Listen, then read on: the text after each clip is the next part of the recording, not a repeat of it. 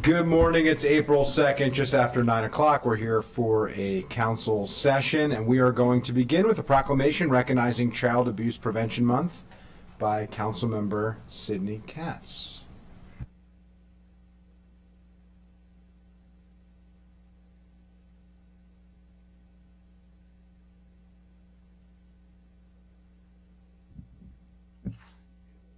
Good morning. Can anyone who's associated with this proclamation please come on down?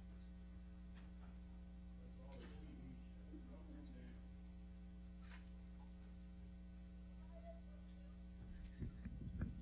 Good morning. Well, good morning, everyone, and thank you for being with us. April is National Child Abuse Prevention Month.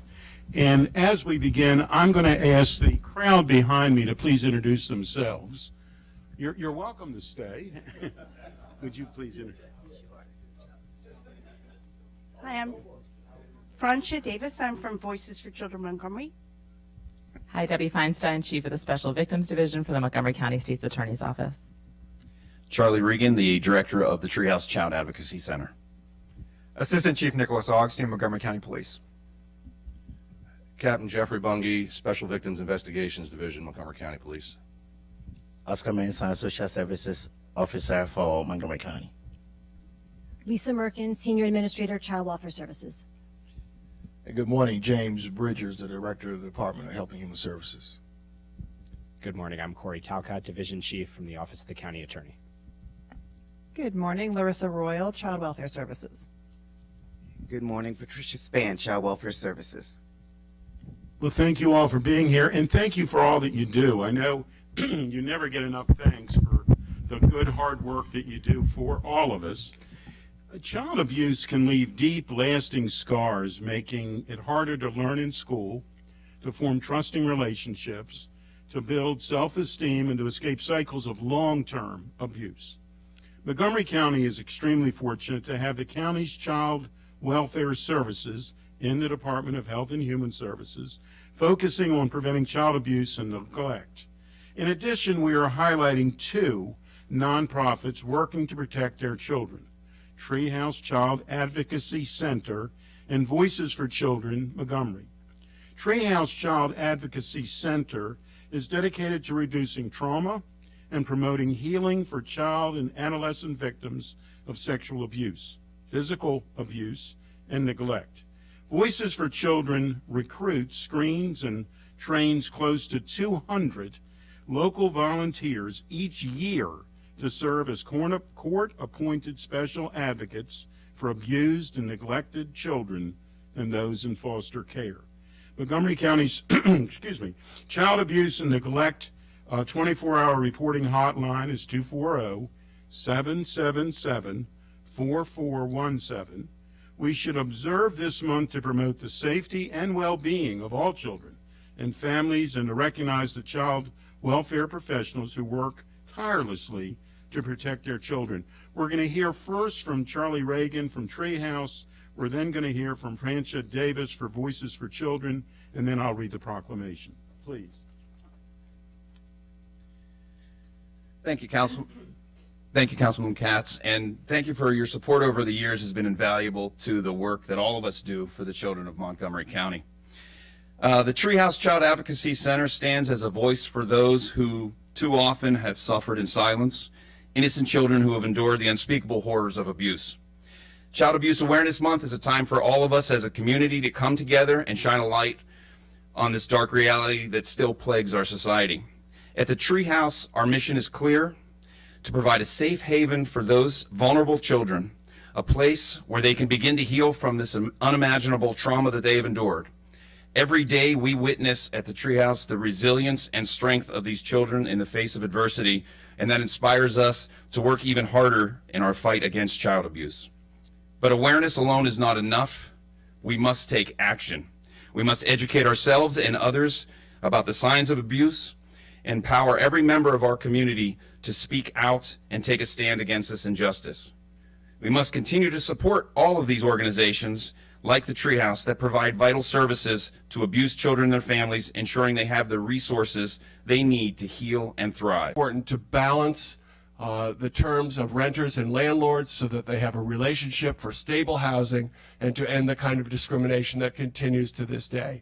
I thank you all for recognizing this day. I thank all of those for the decades of work that went into creating a fair housing understanding in this country, but we've got a lot of work to do. Thank you. Thank you. Fair housing is a team sport. It's great to have so many members of the team who are here today who are part of this effort that is ongoing. I'm going to read the proclamation with the county executive. Whereas the month of April is National Fair Housing Month, and this year marks the 56th anniversary of the federal fair housing law, which was passed in 1968 to eliminate discriminatory housing practices. And whereas Montgomery County has long been a leader in the commitment to ensuring equal opportunity for all and its efforts to provide public awareness, training, and enforcement of fair housing practices to those in the industry and county residents. And whereas residents and housing professionals across Montgomery County are encouraged to participate in activities which further fair housing awareness. And whereas this year's national theme is Fair Housing, the Act in Action, and we reaffirm our commitment to ensuring fair access to housing for all Montgomery County residents. And whereas the Montgomery County Office of Human Rights and the Interagency Fair Housing Coordinating Group have the responsibility and the authority to remove barriers to housing choices, to investigate complaints about housing discrimination,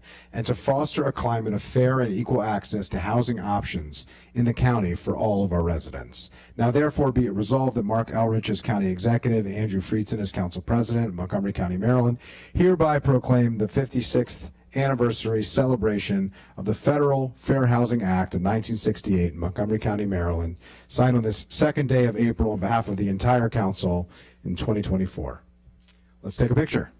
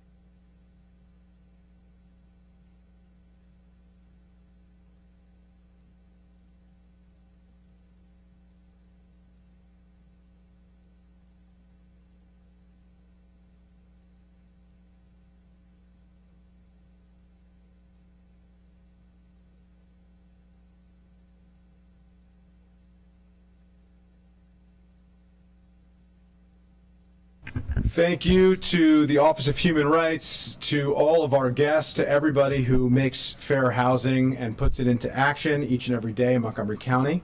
I really appreciate it. Before we go on to general business, I did just want to acknowledge and express the condolences from myself and from the whole council to Larry Levitan, longtime state senator in Montgomery County, the longest serving chair of the Budget and Tax Committee, who served in that role for 16 years, served in the Maryland Senate for 30 years, who recently passed, was a great champion for bringing Montgomery County funding and support for some of the most important community-based initiatives and entities that we have in Montgomery County. And so we express our condolences to him and thank his family for all of the service that he provided to Montgomery County, and also wanted to express our condolences to all of the victims of the Key Bridge collapse. We haven't gathered since that horrific morning where we saw those tragic events, and want to express our appreciation to all of the first responders, not only in Baltimore, but including in Montgomery County and throughout the state, who have stepped up to respond, as well as the governor, the mayor, the president, all the federal agencies who have helped with that challenging situation as well. With that, we're now going to move on to general business. Madam Clerk, are there any announcements? Good morning, Council President, Vice President, and Council members. A public hearing will be held Tuesday, April 16th, 2024 at 1:30 p.m.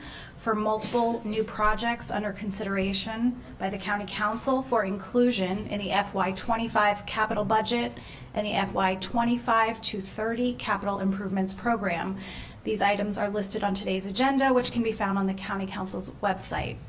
Also, the public hearing for sectional map amendment H150 has been moved to April 30th, 2024 at 1:30 p.m. and will take place here at the Council hearing room in the Council office building. The purpose of sectional map amendment H150 is to implement the approved and adopted Fairland and Briggs Cheney Master Plan zoning recommendations. Finally, Councilmember Albornoz is expected to join today's meeting virtually later this morning. Thank you. Thank you, Madam Clerk. The minutes from the March 5th and March 12th, 2024 council meetings have been circulated to colleagues. Are there any objections to approving these minutes? Seeing none, these minutes stand approved. Our first agenda item is a work session on the FY25 to 30 capital improvements program for Montgomery County Public Schools. I see we have some MCPS and Board of Education representatives who have joined us, and while they are making their way up, I will call on the chair of the Education and Culture Committee, Councilmember Jawanda. Would you please share the recommendation of the committee? Thank you, Mr. President. Good morning. And good morning to our MCPS colleagues. The Education and Culture Committee held 4 work sessions on the MCPS CIP. I want to thank the teams from MCPS and from OMB and our council, the dynamic duo, Mr. Levchenko and Ms. McGuire, for their work on this, as well as my own staff. The committee focused on prioritizing systemic infrastructure projects, which was different since I've been on the council, I think probably in a while, and right-sizing the out-year funding of key projects based on non-recommended reduction scenarios provided by MCPS, and they provided 2. And to their credit, one of them also suggested this approach, which is what the committee went with. During our discussions, the committee reviewed the needs of each of these schools. We thought it was important to, and this was another thing that we had not done before in my time on the committee, including demographics, capacity, and general building condition. They were all scored and ranked. And we had extensive discussions about the staging and components of projects to maximize our resources and efforts through the MCPS CIP. We were joined by several colleagues, district colleagues and others, and we recognized the challenges and the struggles of individual schools. And the school community at large has faced with delays to projects. No one likes to hear their project's going to happen and then it doesn't. We all have seen that. We believe that these recommendations from the committee, which were unanimous, can ensure funding for current and future projects, that they remain on schedule with the necessary funding. So the unanimous recommendations are summarized as follows, and the dynamic duo will correct me if I get anything wrong. The committee recommends using the MCPS non-recommended reduction scenario A as a starting point for our adjustments to the Board of Education's original request. It's always important to say the board would love to have everything done. We asked them for non-recommended reductions, and they sent us 2 scenarios. The committee recommends the following projects for approval as requested by the board: Burtonsville Elementary School replacement, LELEC at Broad Acres Elementary School replacement, Crown High School, new, Greencastle Elementary as an addition, Highland View Elementary as an addition, William Tyler Page Elementary as an addition, Silver Spring International Middle School as an addition, Neelsville Middle School Major Capital Project, Poolsville High School Major Capital Project, Northwood High School Facility Upgrade, Woodward High School Reopening, and Piney Branch Elementary School Major Capital Project for planning funds.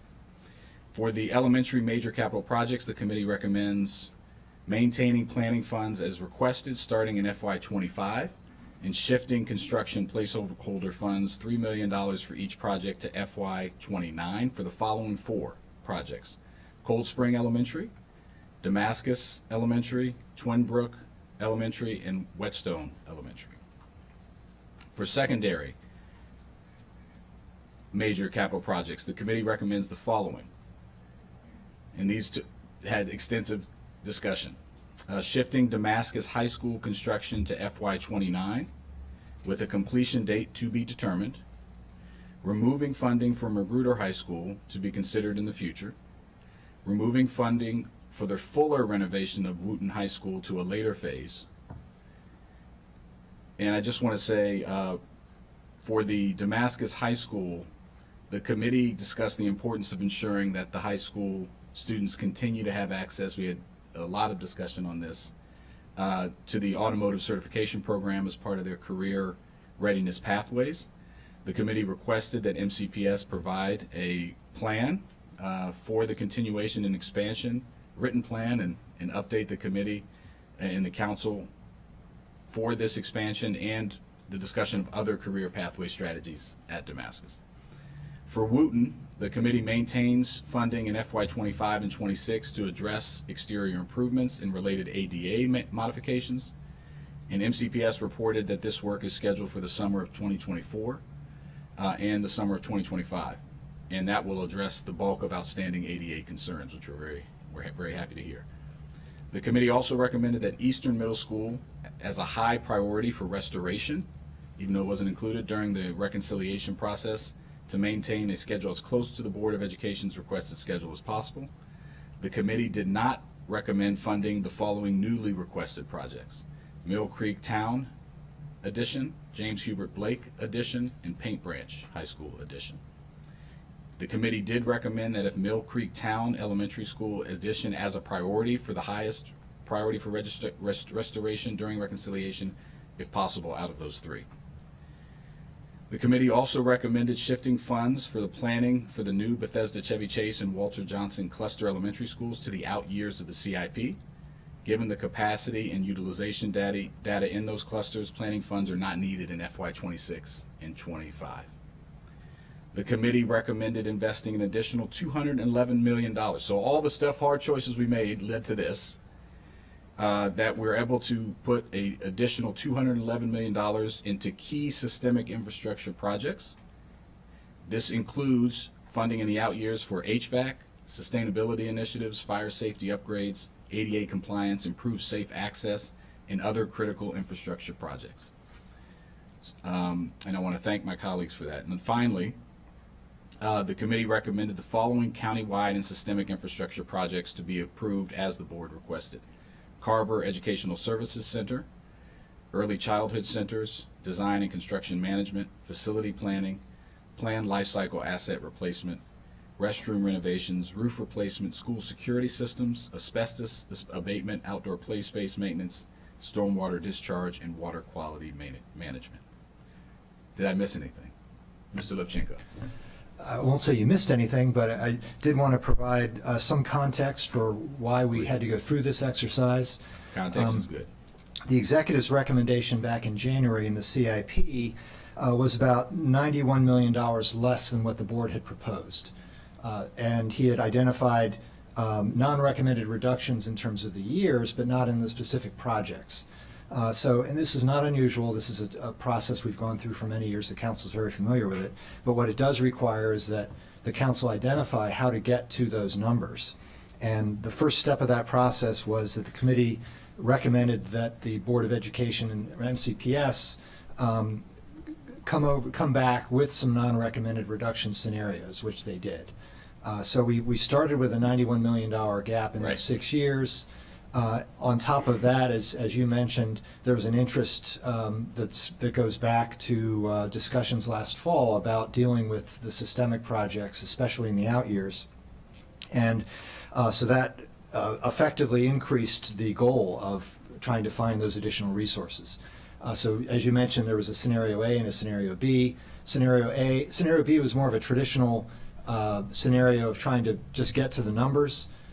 Scenario A did that further element of finding more resources in the out years for the systemic projects.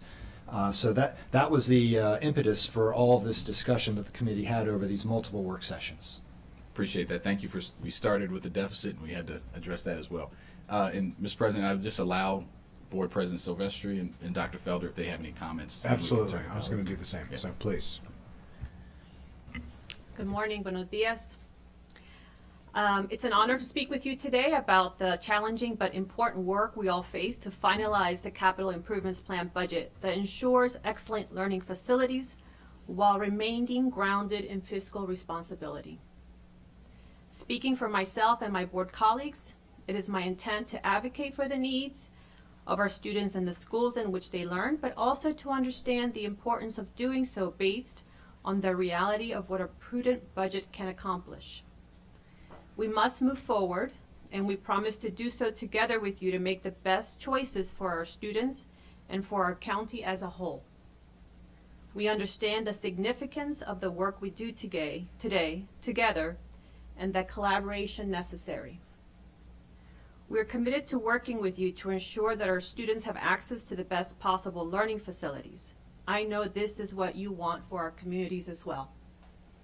I want to express our appreciation for your continued support and dedication to the students of Montgomery County. As we navigate these challenging times, we look forward to working together to create a brighter future for our students in our community. The details are many, and I know you will have many specific questions about all the projects and plans. We'll do our best to show you the value or the reality of each proposal we've made. With me today is Interim Superintendent Dr. Felder and members of our facilities and planning staff. Thank you. I'll pass it on to Dr. Felder. Good morning, and thank you, Council President Friedson, Vice President Stewart, and to the entire Council. Thank you for this opportunity to discuss the CIP and budget to build and provide essential learning spaces for our students. I am mindful of our collective responsibility to provide for our students and to do so in a very fiscally responsible way. Together we have the duty to ensure our students and staff have access to the best teaching and learning environments possible. It is also important for MCPS facilities that our facilities remain robust, as they are part of what supports a thriving community both near and in the distant future. Indeed, we face unique challenges in this process, including fiscal restraints and construction delays, very often impacted by items outside of our control, such as supply chain disruptions and the rising cost of construction materials. These obstacles have resulted in adjustments to our school construction and, frankly, changes in our plans, which understandably have raised concerns among families, staff, and students. The Board of Education and MCPS closely consider and examine each facility as it is currently and what any projections for the community may necessitate in the future. The proposed fiscal years 2025-2030 Capital Improvement Plan is the culmination of tireless planning and the dedication of the educational excellence of our students and the operational excellence of our school system. The Board of Education's requests, totaling almost $2 billion, includes a range of essential projects to enhance the learning environments of our growing student body. From elementary to high schools, these projects reflect our commitment to providing optimal learning spaces conducive to academic achievement and personal growth. The county executives recommended FY 2025-2030 CIP, while aligned with the amended FY 2023-2028 CIP, presents a financial landscape that necessitates difficult decisions. It includes non-recommended reductions, as was referenced already, and deferrals that are never the goal, but often the compromise that keeps the district on the path to fulfilling our commitment, which is to provide an exceptional school building and learning environment for each and every student. As you finalize the Capital Improvements Plan budget, I urge you to consider the students we serve when doing so, as I know you will. Our community is undergoing transformative growth characterized by new and recent constructions. It is important to ensure that our school spaces grow in tandem. Our goal, as always, is our commitment, our moral obligation to consider first what is best and necessary for each and every student. All students can learn, and their achievement is greater in buildings that meet their academic needs. This is our collective commitment, nurturing the potential of each and every student and fostering a community where excellence thrives. Thank you for considering what is best for students, what is best for our county's children, and what is best for the future of our neighborhoods, towns, and the county as a whole. We look forward to the discussion and to your questions. So now I'm going to turn things over to my colleagues, Mr. Seth Adams, Associate Superintendent of Facilities Management, and Mr. Brian Hall, Deputy Superintendent Operations. Okay, I don't think you all have opening comments. You're just here for questions. So last thing I'll say before turning it back to you, I'm sure there's colleagues with questions. Tough decisions, but $211 million to help us fix schools. You all have visited schools, there's a lot of things that need to be fixed. You hear about it a lot. I just want to emphasize that while some projects are pushed out, this will have a big impact on improving the daily lives of students and families if we can stick to it. So with that, Mr. President, that was a unanimous recommendation from the committee. Thank you, Mr. Chair. Thank you to the committee. Let's turn to colleagues for discussion, starting with Council Vice President Stewart. Thank you so much. Thank you to our Education and Culture Committee, to our wonderful central staff, and to the Chair of the President of the Board of Education and Interim Superintendent and MCPS staff.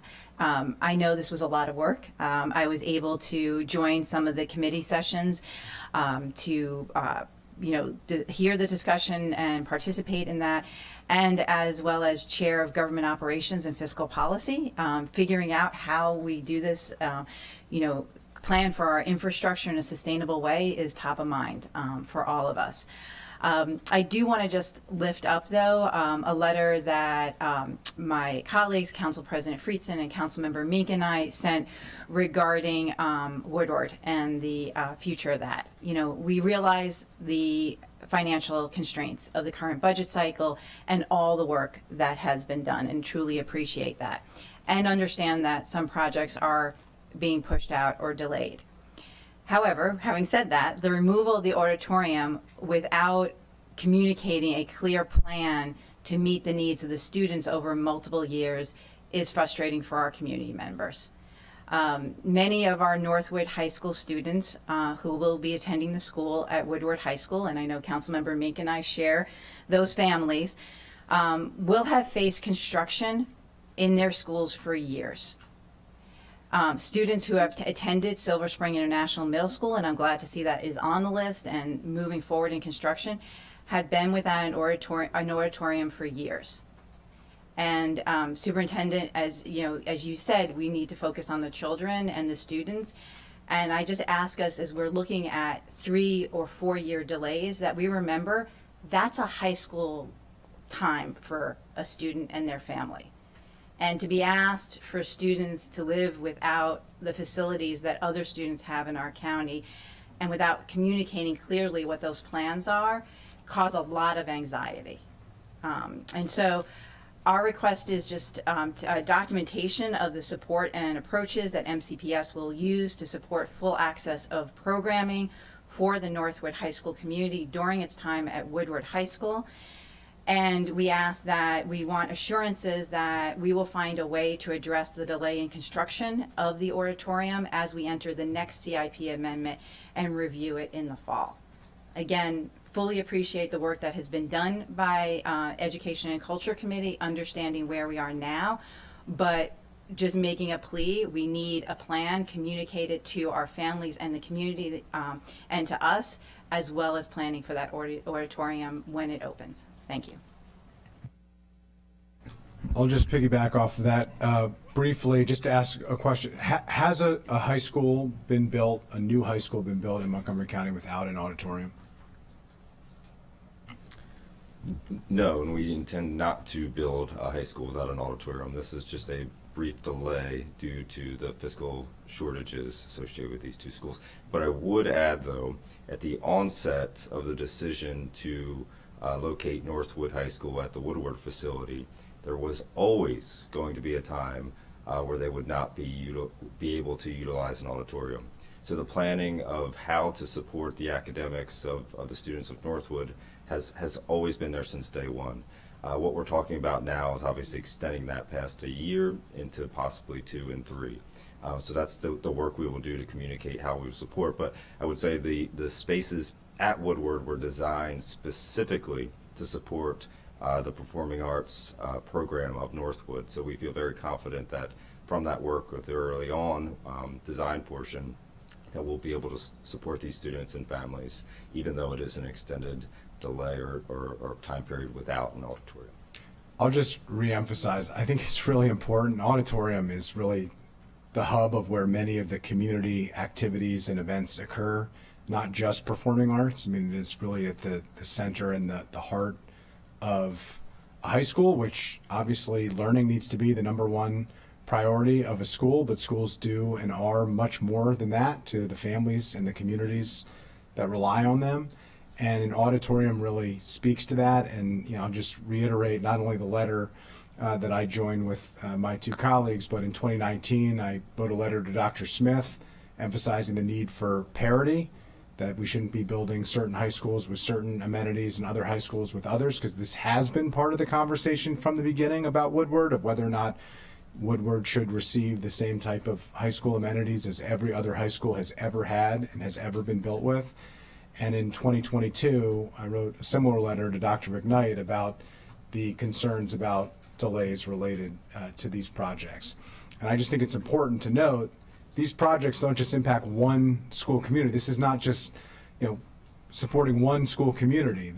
These projects were intended to support really the entire portion of the county, almost the entire county. You combine these with Crown, and it's almost the entire student population and families of Montgomery County Public Schools. So the decisions that we make here are important. And when we talk about boundary changes, when we talk about school facilities, if we have different schools that have wildly different amenities, that changes the ability for the school system to make thoughtful decisions on how to utilize assets to make sure that everybody's receiving a world-class education, to make sure that everybody is going to school in a safe environment, and that it's a comfortable environment for those who work and go to school there. So appreciate the work. I will move to our next colleague, Councilmember Lukey. Thank you, Mr. President. And again, I want to echo appreciation for the E&C committee. This is tough work. And to Ms. McGuire and Mr. Levchenko, again, always tough work, but you're also very creative. And so my ask is going to be about creativity. This is a difficult year, and we have to be very, very realistic about what we can afford. And to be fair, there are projects in my district that are bumped. Right? Magruder High School gets removed out of this entire CIP, and I know that there are renovations that are urgently needed, but I also appreciate that that was not a project that was on the cusp of getting started. 2 other high schools that serve my district, Paint Branch and James Hubert Blake, which 3 of my 4 kids attend, were also proposed to add new things, but aren't going to make the cut. Right? And I get that. Again, they were not teed up and ready to go.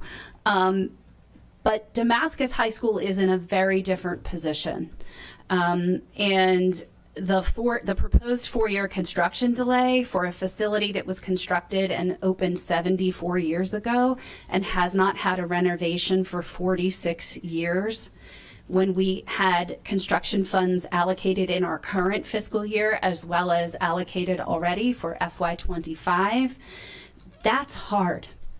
And that affects more than one school. As noted in the memorandum that Councilmember Balcom and I sent jointly, the overcrowding issues that are presenting challenges for both Damascus High School and Clarksburg High School affect both of our districts.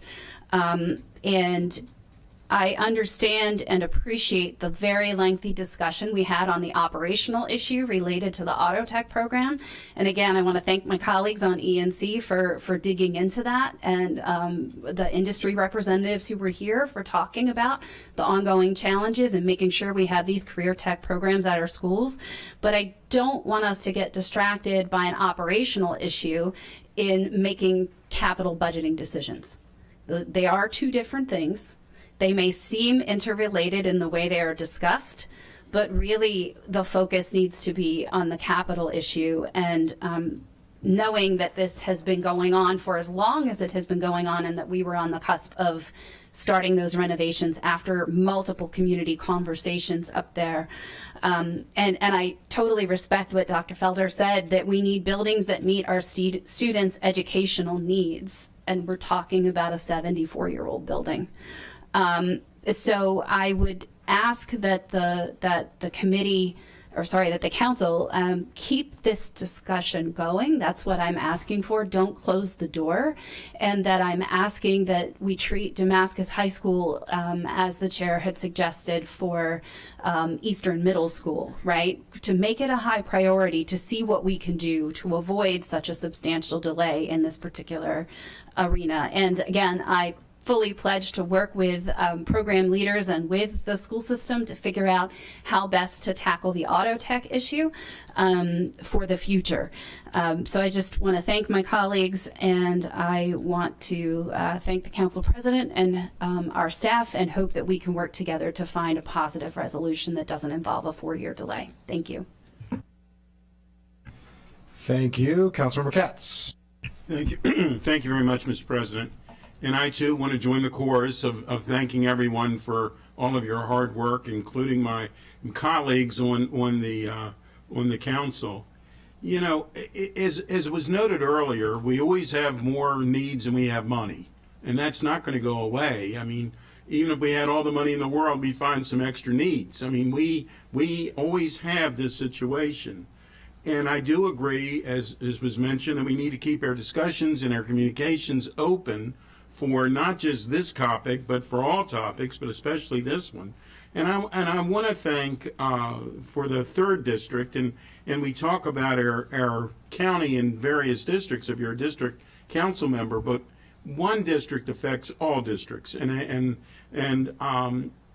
for the 3rd district, I do want to thank about the ENC committee about the discussions, excuse me, for Twinbrook Elementary. I think that was very necessary, and you're going to keep the planning on schedule, which is part of our planning. For Wooten High School, and I want to, there again, I think that, you know, if we had all the money in the world, if we had a magic wand, we would do something in addition to what is being suggested for Wooten High School. But we heard from Mayor Ashton when she was here. We heard from students that talked about the ADA improvements that during I think it was a bomb scare. I don't know. It was some exciting moments there. The other students had to help carry some students out of that building because of the entranceway that they were near. And they did, and our students stepped up, and we thanked them, but that should never happen. We should have all of that working together, and I believe because you're keeping the ADA improvements on schedule, that would be the right thing. But in all fairness, we need to make certain that the ADA improvements don't necessarily have to wait. If there's something wrong, we need to be fixing those along the way. And as I said earlier, Woodward High School is not in my district, but it is in our district. And there's certainly been schools, I guess, along the way that were at Woodward over the years in Northwood to be affected. And I believe that we should certainly keep on target the auditoriums. And then let's get to Crown. You know, Crown, I don't know how many people remember, but when Crown was annexed in, I just looked it up because I didn't remember the year, but when Crown was annexed into the city of Gaithersburg in 2006, it was the first time in the history of Montgomery County that the city of Gaithersburg, I happen to know a few folks who were there at that time, that the city of Gaithersburg got a free, underline the word free, and it might be, I know it was the first time, it might be the only time that you got free 32 plus acres for a high school site. And it's now that 18 years, I believe we held up, I don't know, have you gotten the land yet from the city? And that was the reason. And I was a part of that. I'll say it very publicly, but that was a part of that because we knew that our good friends from Montgomery County Public Schools, and they are our good friends from Montgomery County Public Schools, that we need to hold your feet to the fire on every now and then to get things done.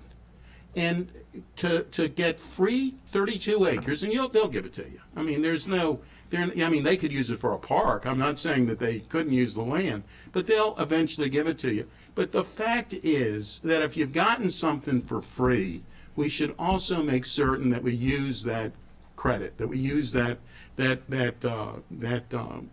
dollars that you didn't have to pay for land. And I would assume that the land, if you bought it today, would be $40 million. I mean, who knows what the figure is.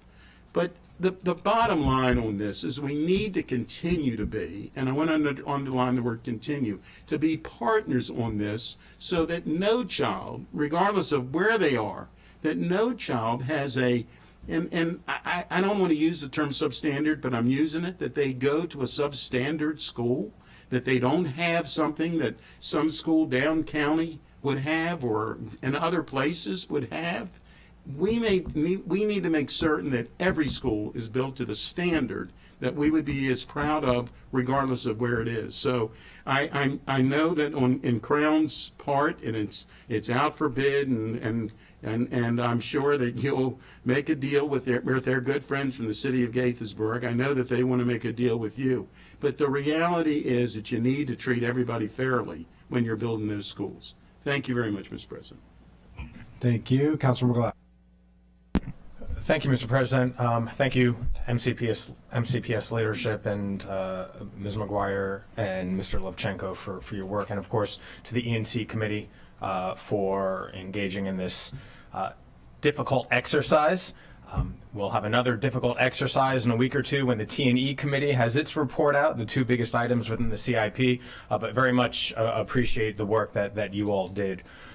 Want to echo the sentiments of my colleagues, particularly with regard to the Woodward-Northwood situation. I live in the Northwood cluster, and parents are concerned not only about the auditorium or lack thereof at Woodward, but I think the bigger concern is the uncertainty with regard to the commute that the students likely, in all likelihood, right now, a high school student might never step foot in Northwood if that is their home school for high school. And so, Mr. Adams, I'll direct the question at you. When we build a new school, tear down a new school, and relocate students, have there been, to the best of your knowledge or anyone else, have there been situations where students have traveled as far as Northwood to Woodward, which just Googling around 9 miles or so? Now I recognize some cluster. Okay, well I think some people are not aware, and it's important to provide the perspective as to how these things happen. That's why I asked the open-ended question. Sure, and that is a great question, and one that I think any time we talk about a swing space school like this, it presents opportunities because it reduces impacts on students during the construction itself, but it presents other challenges such as access. So for a project like this, a school like Northwood, we have a robust experience really just navigating from transportation, not only working to develop the best possible routes to schools, but having sweeper buses, having community stops for students to be able to attend. We've been working quite a bit with DOT just around stops, because we know a route from the Northwood community to Woodward. Right now, I think it's 3 or 4 stops they would need. So we're really working with them around are there direct routes that they could create for families, not just talking about students. Then even from the extracurricular side of things, the after-school activities, a robust experience not only with transportation, but really partnering with neighboring schools.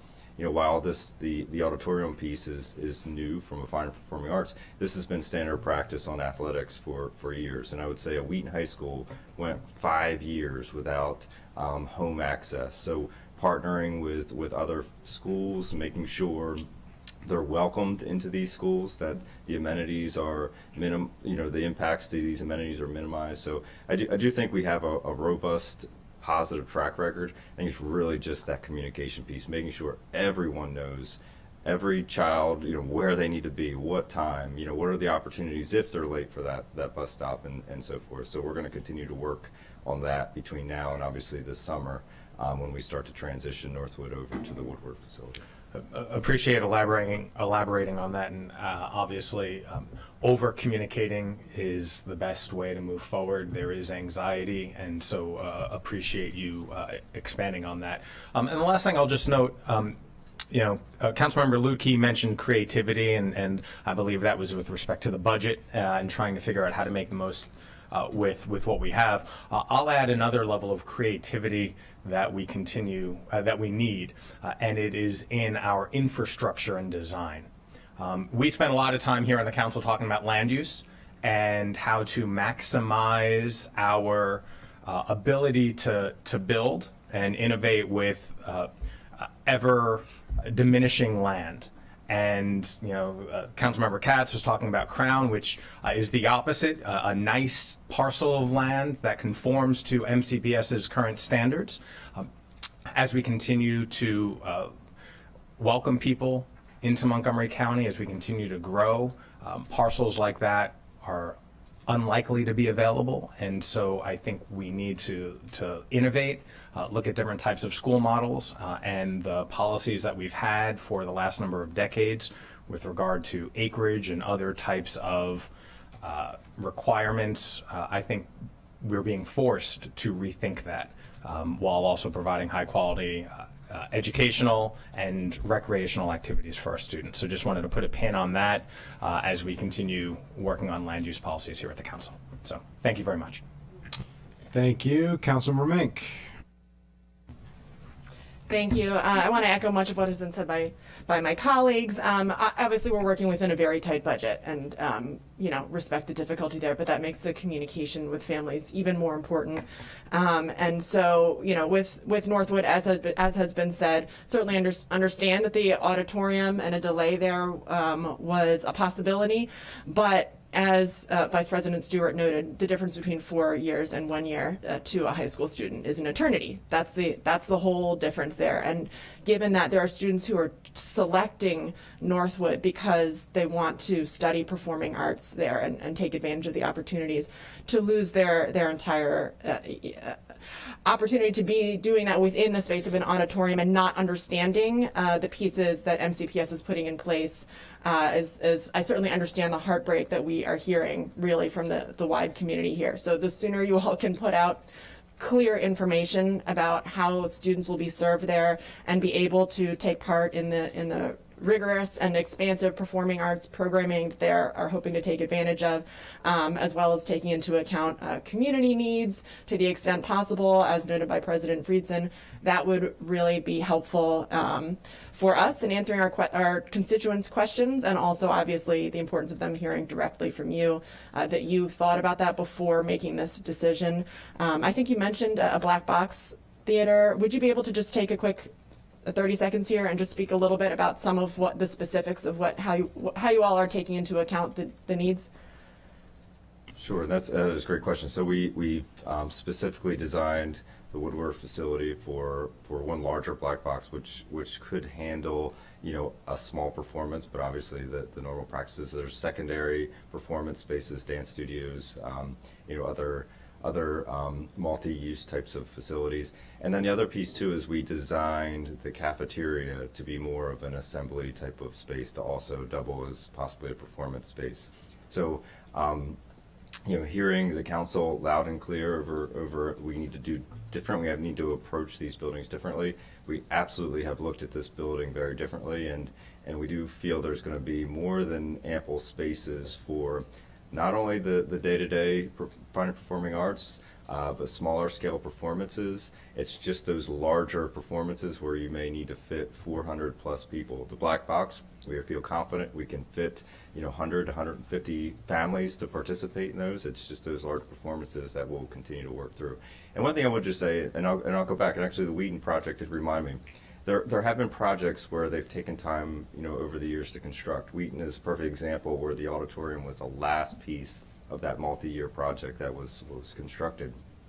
So this, while it is unprecedented for us to pause on the build as an overall building, we do have experience navigating this type of challenge with our students. Not ideal, but certainly we have experience, and we're certainly ready to communicate and work through this with our families. But I do believe we're going to have ample spaces at Woodward during their stay. Just those large performances, we'll have to get a little more creative and partner with neighboring schools or schools that are located closer to the Northwood community.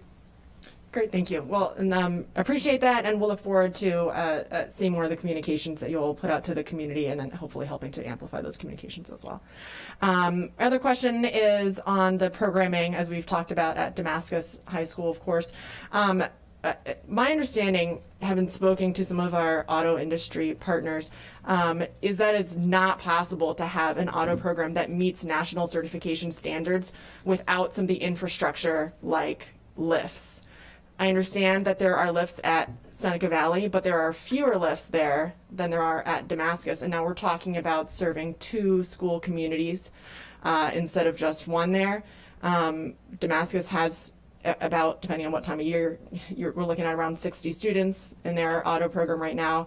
I understand they have more than 80 signed up for next year, so it's a very popular program that's growing, and we're talking about dramatically shrinking potentially the number of lifts that they have access to.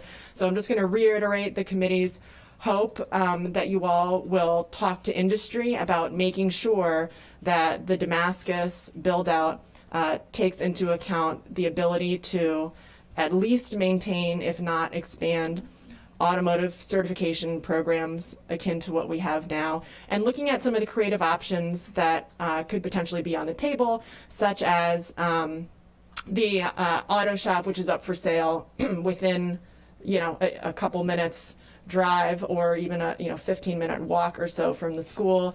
Again, there is interest from multiple industry partners in exploring the possibility of a public-private partnership there. That property's up for sale for about $4 million, which is a lot less than the $12 million. And so if there was interest in exploring a possibility in which MCPS purchased the property and private partners upgraded and maintained it and served students there, I leave it to you to talk about the details and whether that's actually plausible, but just to put out there that there are some creative options that could be looked at. And the committee, I know, looks forward to hearing back from you all about the conversations that you all will hopefully have directly with our industry partners within the foundation there.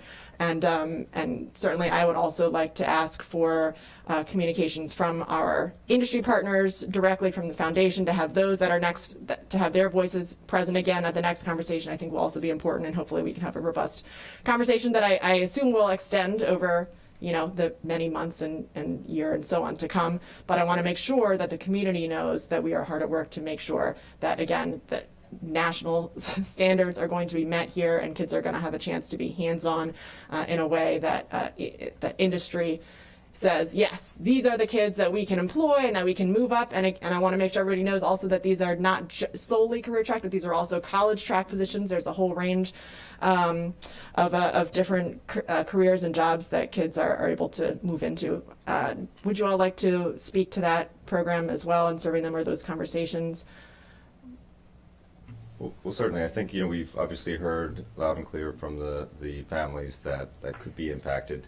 Again, I would say this is an approach to think differently about our buildings. Again, echoing what we've heard from council, to think about how do we evolve our career and technology programs. Again, I'll go back to our committee discussions around Seneca Valley and the construction trades. Looks very different than what the model that we're used to. We're finding great success with that. So I do think this is a case where we need to continue that dialogue. We need to build this out together. If it ultimately means adding more to the Damascus project, I do believe we have time to do that.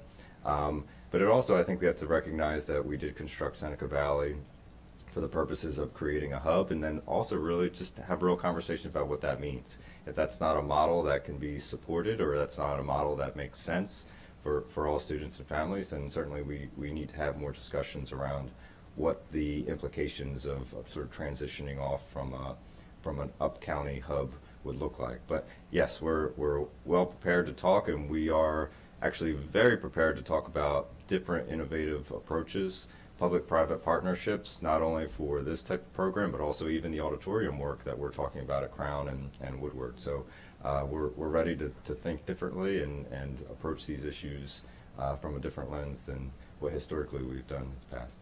Okay, I appreciate it, and look forward to hearing back about the conversations that you've had, again, directly with our foundation's industry partners in this regard this month, and we'll be looking forward to hearing from them as well about that.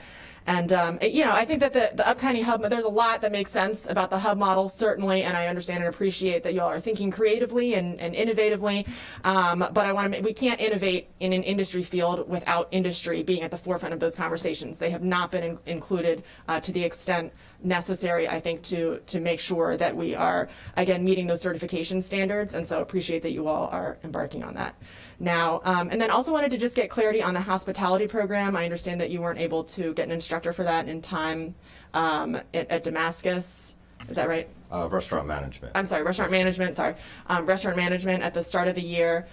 Is that something that has been remedied over the course of this year? Are we teed up for next year to bring that back, or what is the plan?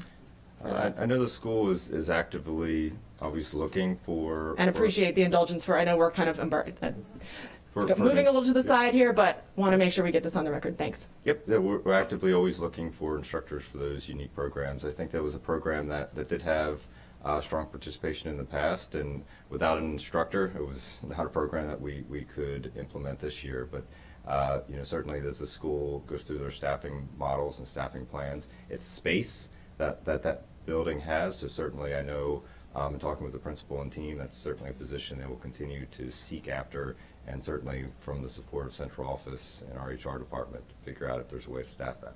Okay, great. Yeah, and the space question is why this is tangentially relevant to the conversation we're having now. Of course, I think the community wants to make sure that that space is going to be accounted for in future builds, and if we're scaling back the program now, that's an indication that it's not. But glad to hear that you're looking for the instructor, and would certainly urge you to talk to, again, our foundation's industry partners in that space as well. They are in touch with graduates from that program who might be a good fit. So, they're a good place to look if you're looking for an instructor there. Thank you. I yield. Thank you. Next is Councilmember Balcom. Thank you. It's always interesting. You have certain things you're going to say, and then you add on as people go along. I do want to just highlight and thank Councilmember Mink for her leadership in this Damascus issue from a perspective of workforce development. We need those industry partners. Not only during the programming phase, but during the construction phase. And so I think that's important. We, from a workforce development perspective, we are begging industry to get involved. And here we have these foundation partners who are asking and are giving their, not only their advice, but the standards, the national standards. And so I think that we just need to be more involved and engaged in what they're doing. I appreciate the hub model, and I appreciate the innovative look at space. However, we have a program in place that meets national standards, and I think that we're going backwards by taking it away. So I just wanted to lift that up as well. I should have started by thanking the committee, the Chair Jawando, and members of the committee. This is a really difficult discussion, but it's just frustrating to have a program that we may lose. So I just wanted to mention that. And then I also, from the perspective of Northwood and multi-year construction projects, I think that construction is just stressful for not only for the students, but of course the parents, but the employees, the principal, the teachers, the staff. And it's a stressful situation, having just lived it through with the Poolsville construction. And you mentioned, we all mentioned communication is important, and communication certainly with the students and the parents. But I would implore you to communicate with the district council representatives. We get these calls every day, as you know, with our situation with Poolsville. We get the calls every day, and so it's just so important that we have a full, up-to-date understanding of what's happening with the construction project as it goes along. Those are just the comments that I added on. What I wanted to say, first of all, was thank you. Poolsville has our clap in tomorrow morning. I don't know what the rain's going to do with that, but we really appreciate the diligent work that you all have done on Poolsville, and also Neelsville. Every time I'm on the corner and I see this shining new building on the hill, I appreciate that. So thank you. And then from Councilmember Katz's perspective of every school is in our district, right? So when I look at my district, I've got Crown on one side and Damascus on the other side. Both of those projects will have significant impact on District 2 with the reboundary, whatever boundary decisions are going to be made with Crown. That's such a big boundary discussion and will have impact on Northwest and then maybe Seneca Valley. And then you come from the Damascus perspective and what happens with Clarksburg. And so it's just really important that when we think about these schools, it really is they're all moving pieces, and so I'm very happy that Crown's going forward, and I really hope that we can keep the discussion open with Damascus. I share that boundary with Councilmember Lickey and appreciate her efforts on that too. So thank you. Councilmember Fanny Gonzalez. Good morning. Thank you for coming today. Two very brief comments, very similar to what my colleague, Councilmember Balcom, mentioned.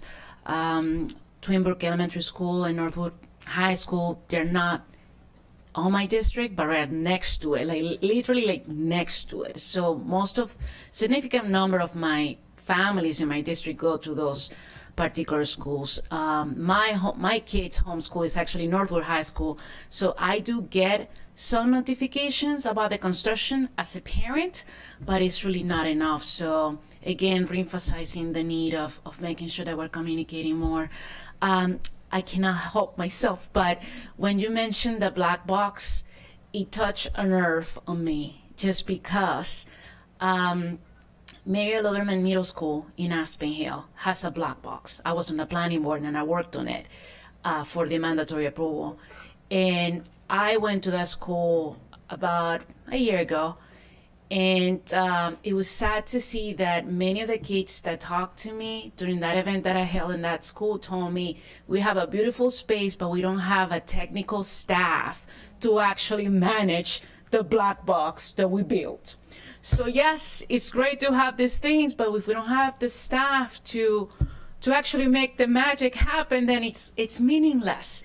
And so this position is so frustrating because, again, I'm sorry to say it, we give you guys the money trusting that you're gonna hire the staff to do certain things, and yet you hire certain consultants to do things that have nothing to do with instruction. And that has to stop.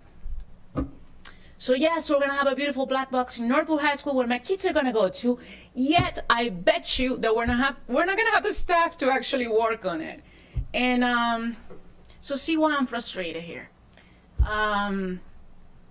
Yes, so communications and really following through things and just limit excuses. That's what I'm asking, and I'm saying that more as a parent than as a council member. I can see that. That's it. Thank you. If I may, we hear you about the staffing for the black box for Loiterman. The board did reinstate a position for Loiterman. In our budget adjustments that we did after the superintendent presented her budget, we made some adjustments, and the staff person for Loiterman was reinstated based on the board's recommendation. So we hope that when all is settled, when the budget is settled, we are still able to operationalize that board priority. Thank you. I'll just note I'm sorry I won't be at the clap-in at Poolsville. I will say, obviously, was very involved in that. I used to be the recipient of the phone calls, as noted, but very appreciative of the work. And it has been an interesting dynamic of transitioning from the last council to this council, having represented some of these key projects, and some of which are moving forward and everyone's very excited about, and some of which have left some room for improvement, better communication, and continued concern about making sure that there's parity, among the projects, which has been a theme really for all of the projects, to ensure that every family has access to a great school and a great facility that reflects the quality of the instruction and programming that goes alongside and inside of it. I just had a quick final question here. The Walter Johnson BCC study, and budget being moved. Could you just go into an explanation of that calculation? I know, as was discussed in the committee, was determined based on capacity decisions, and need. But could you just explain that? If I could just, real quickly, I do want to comment that particular shift was not put forward by the school system. That was a shift that came out of the committee's discussion. So certainly Mr. Adams may want to speak to the specifics of that project, but I just wanted to clarify that did not originate with the school system.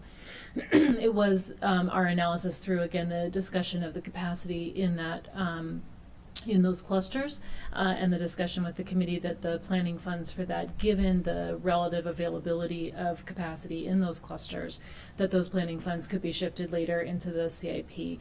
And I will just say too that certainly there was discussion at the committee about maintaining engagement with the community and what level of funding will need to remain in 25 to maintain that part of the process as the future planning goes forward.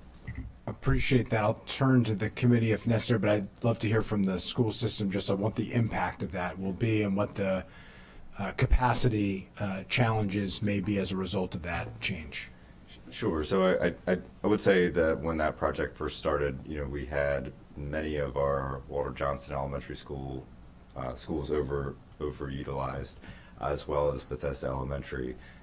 Following, over the course of the several years, we implemented that boundary change down in Bethesda, which included Bethesda, Somerset, and Westbrook. That relieved a little of the pressure off of Bethesda. And in the Walter Johnson cluster, we've seen some enrollment overutilization decline over the past several years. So, as Ms. McGuire did mention, we do not think at this point, based on the numbers, that it would necessitate a brand new school. But we wanted to leave the room in that project to be able to go out into those communities and have a discussion around what the next steps or implications around that would be. Ashburton, again, that has the modular building that is not counted as part of capacity, but they do have an enclosed separate building.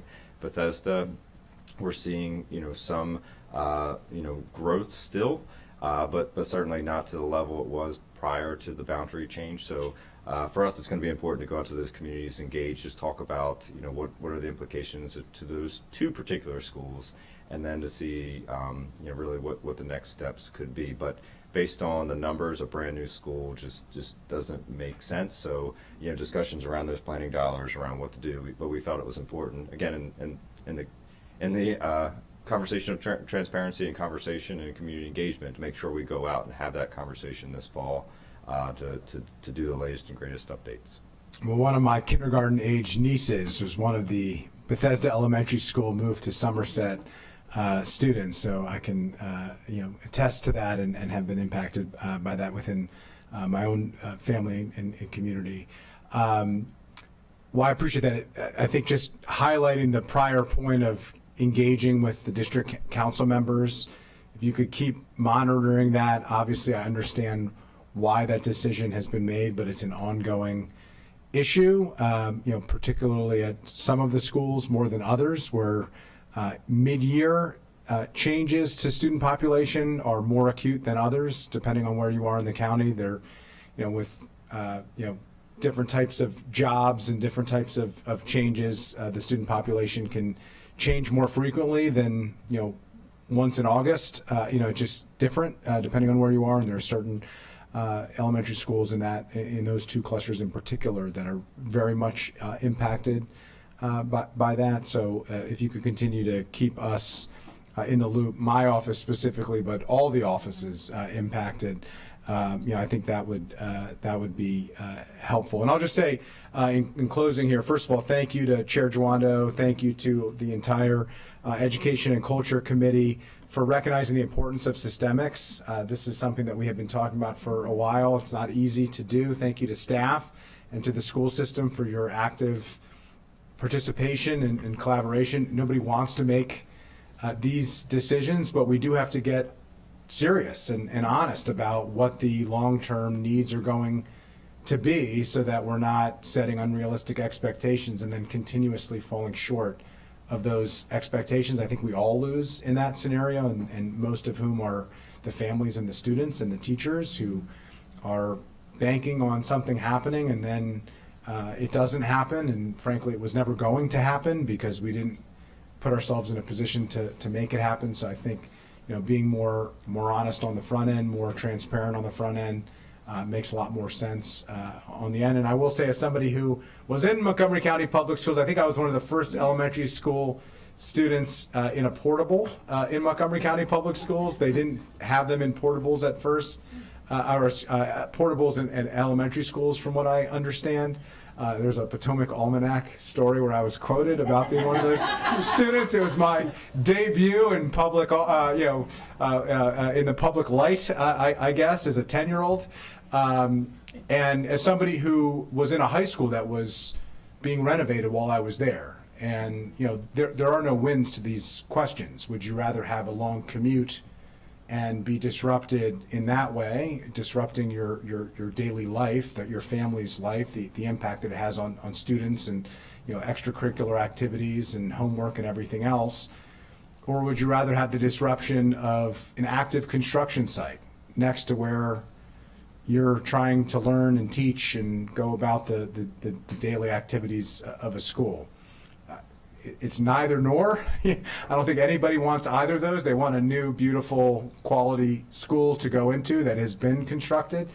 So I, do appreciate the challenge that there really aren't easy answers to a lot of these questions, particularly then when you add on the constraints as well. So thank you to everybody. Dr. Felder, do you have something to add? Yes, indeed. Before we wrap up? Well, first and foremost, I wanted to just share that portables are sometimes now referred to as learning cottages. So I just wanted to share that, but also wanted to say thank you for this opportunity to engage. I'm leaving here knowing that we're all on the same page and wanting to do what's best for our children. And I've got pages full of notes, so thank you for all of your feedback. But one of the things, reoccurring themes I heard, and one of the things we've been talking about as staff, is that we have to do a better job of communicating with all stakeholders, including everyone in this room. So we take that back, and we will do better in that regard. So thank you. Learning cottages. Okay, I think somewhere there's an Orwell book that, yeah. They look better inside than outside. Yes. I think George Orwell would be jealous of that terminology. But point taken, and I might use that term in the future. I'm not sure. I will, but I appreciate the point. I think that we know that there's tremendous learning that is happening. There's a lot of hard work that is happening, and we want to make sure that there are facilities that reflect the learning that's happening inside of it, the quality of the students and the teachers and the staff that are there. I know that's a shared commitment. Appreciate everybody's work to move that forward. So With that, there were no motions to make any changes to the committee recommend. You had I didn't hear a second though. Oh, sorry. Yeah, I was moving to have. Councilmember Lukey had a motion. I just want to give an opportunity. Why don't you restate your motion? We'll see if there's a second.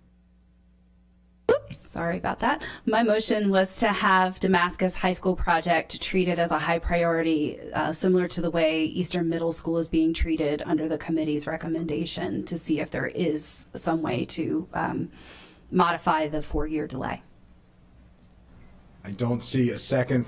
There's a second by Councilmember Balcom. Are there any comments? Councilmember Jawanda? Chair Jawanda? I appreciate the robust discussion and the recommendation and the advocacy of Councilmember Lukey and others. And we did talk about, again, not wanting to have to tell people that we're going to do something that we can't do. In the high school projects, just to give the public context, these are $200 million plus projects. We saved $211 million to put in the systemics.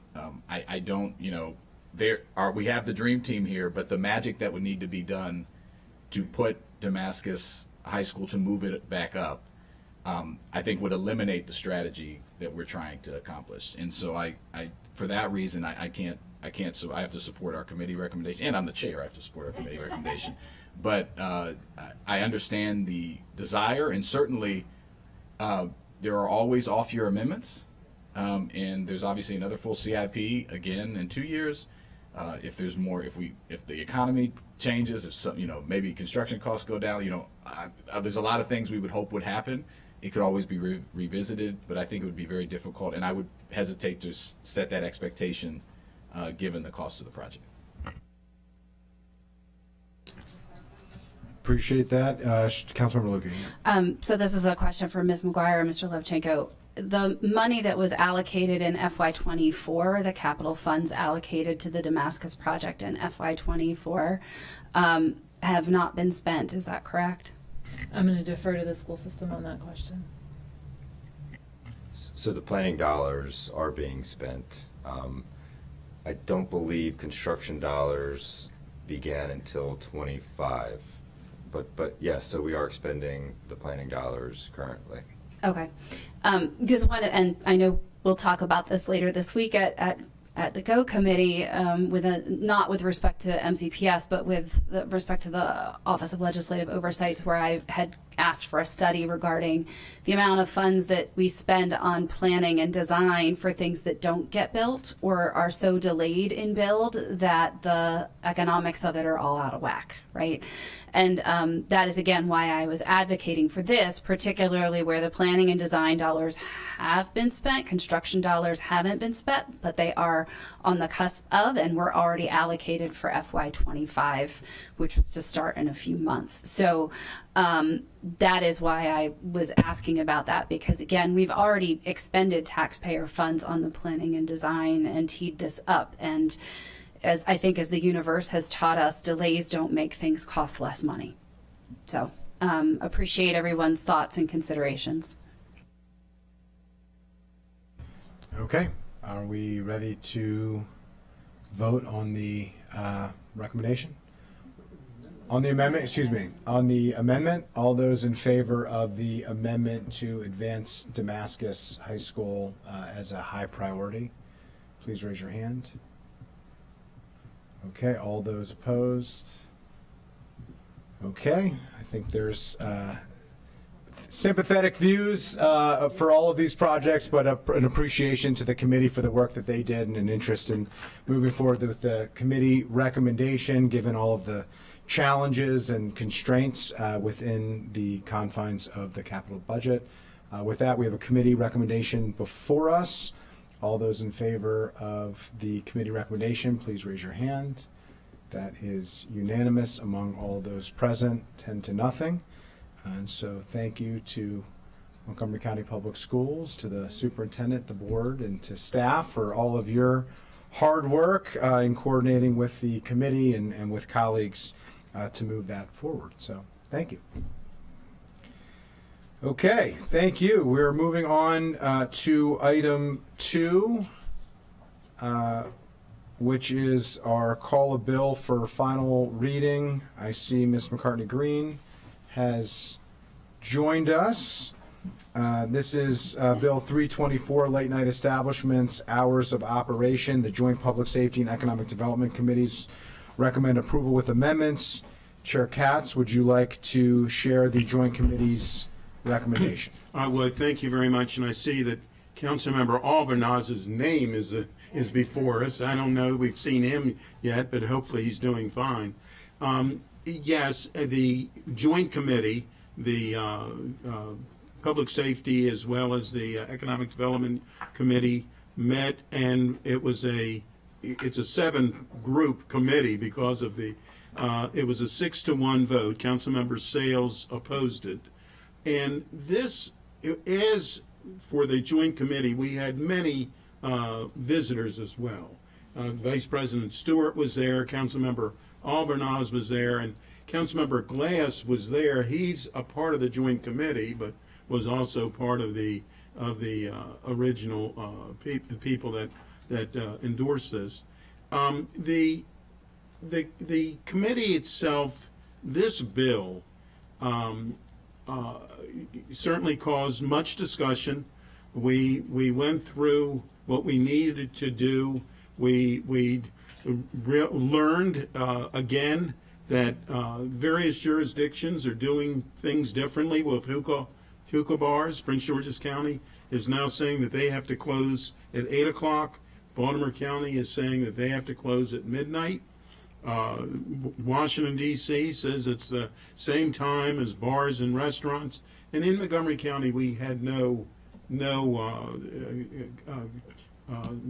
a time frame that said when a hookah bar had to close.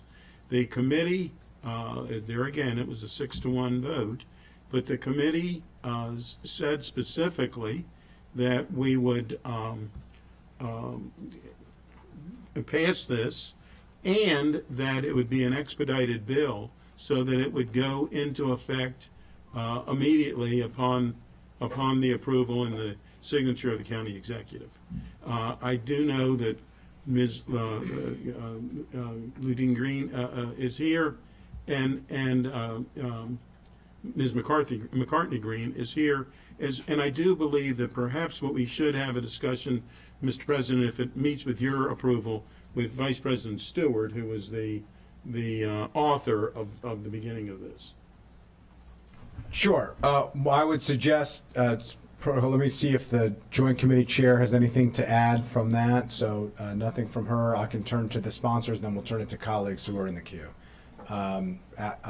Unless there's any additional comments from Ms. McCartney Green or from Dr. Stoddard. Okay, so why don't we'll turn to sponsors first, then we'll turn to colleagues in the queue, starting with Council Vice President Stewart. Great, thank you. I just want to thank both the two committees who reviewed this. Thank you to Chair Katz and Chair Fanny Gonzalez for their work on this, and my two colleagues, Councilmember Glass and Albernaz, for co-sponsoring this. This bill we've worked on for more than a year. During that time, we've convened multiple meetings, sometimes weekly, to discuss concerns and challenges in our downtown Silver Spring area related to calls for service, crime, noise, other activities that are taking place overnight. Who do we meet with? Owners of our late night establishments, owners of businesses adjacent to this area and these businesses, the Ethiopian American Chamber of Commerce, the Ethiopian Community Center, individual residents, condo associations, pretty much every neighborhood group adjacent to the area, as well as our police department, our Silver Spring Citizen Advisory Board, and our Silver Spring Chamber of Commerce, as well as the owners of the hookah lounges. I do want to thank Dr. Stoddard for his work on this, being at many of those meetings, as well as Jacob Newman, the Regional Services Director for Silver Spring, who did a great deal of work on this as well. Really, our goal here is to bring parity for our late night businesses. What this bill does is it creates a closing time at 2 a.m. during the week and 3 a.m. for all of our late night businesses. And as Chair Katz mentioned, our neighboring jurisdictions have been moving into this area. Baltimore closes at midnight, Prince George's at 8 p.m., and in fact, Prince George's went a bit further and actually said hookah lounges could only be in light industrial areas and need to close at 8 p.m. And the District of Columbia closes their businesses, their hookah lounges, as well as those who serve alcohol at the same time. As we've discussed during the committee sessions, staying open overnight has negatively impacted other businesses in close proximity and our overall downtown Silver Spring area. And as nothing else in the region is open late at night and have been experiencing closing times, Silver Spring is becoming the after-party spot. And this is having negative impacts on our residents, our other businesses, and increasing the cost of public safety. And we know the Public Safety Committee and many of us have had conversations regarding our shortage of police officers, and that there is a need here to concentrate officers in this area around Bonifant, where a majority of the lounges are located. And this has actually impacted response times for other places. Police in District 3, that runs from the DC line in Silver Spring to Burtonsville.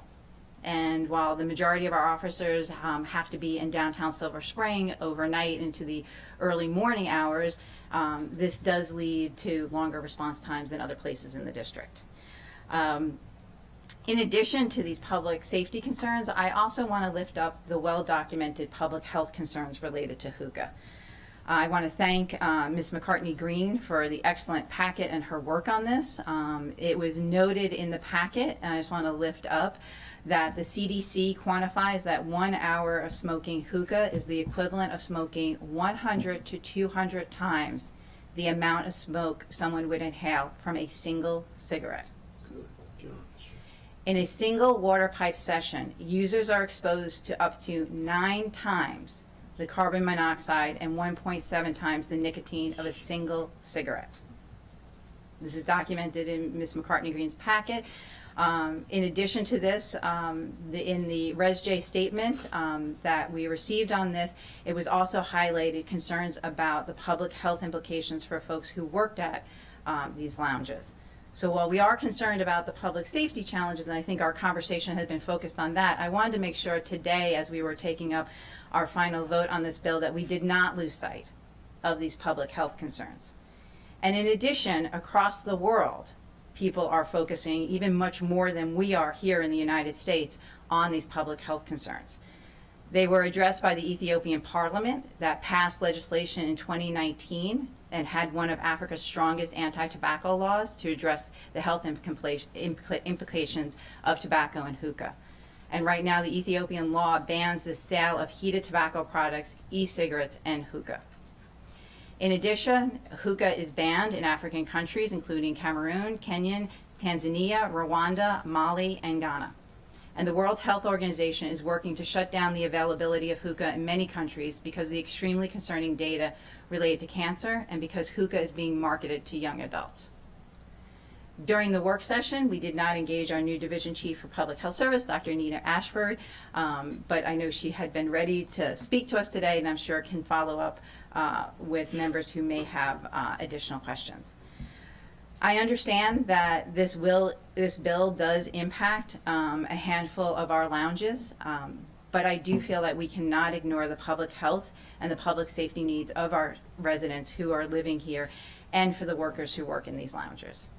You know, when we look at our downtown areas, there is a big difference from promoting a nighttime economy that is safe for people who visit here and who live here, and promoting a 24-hour area and promoting something that is not in the public's health concerns.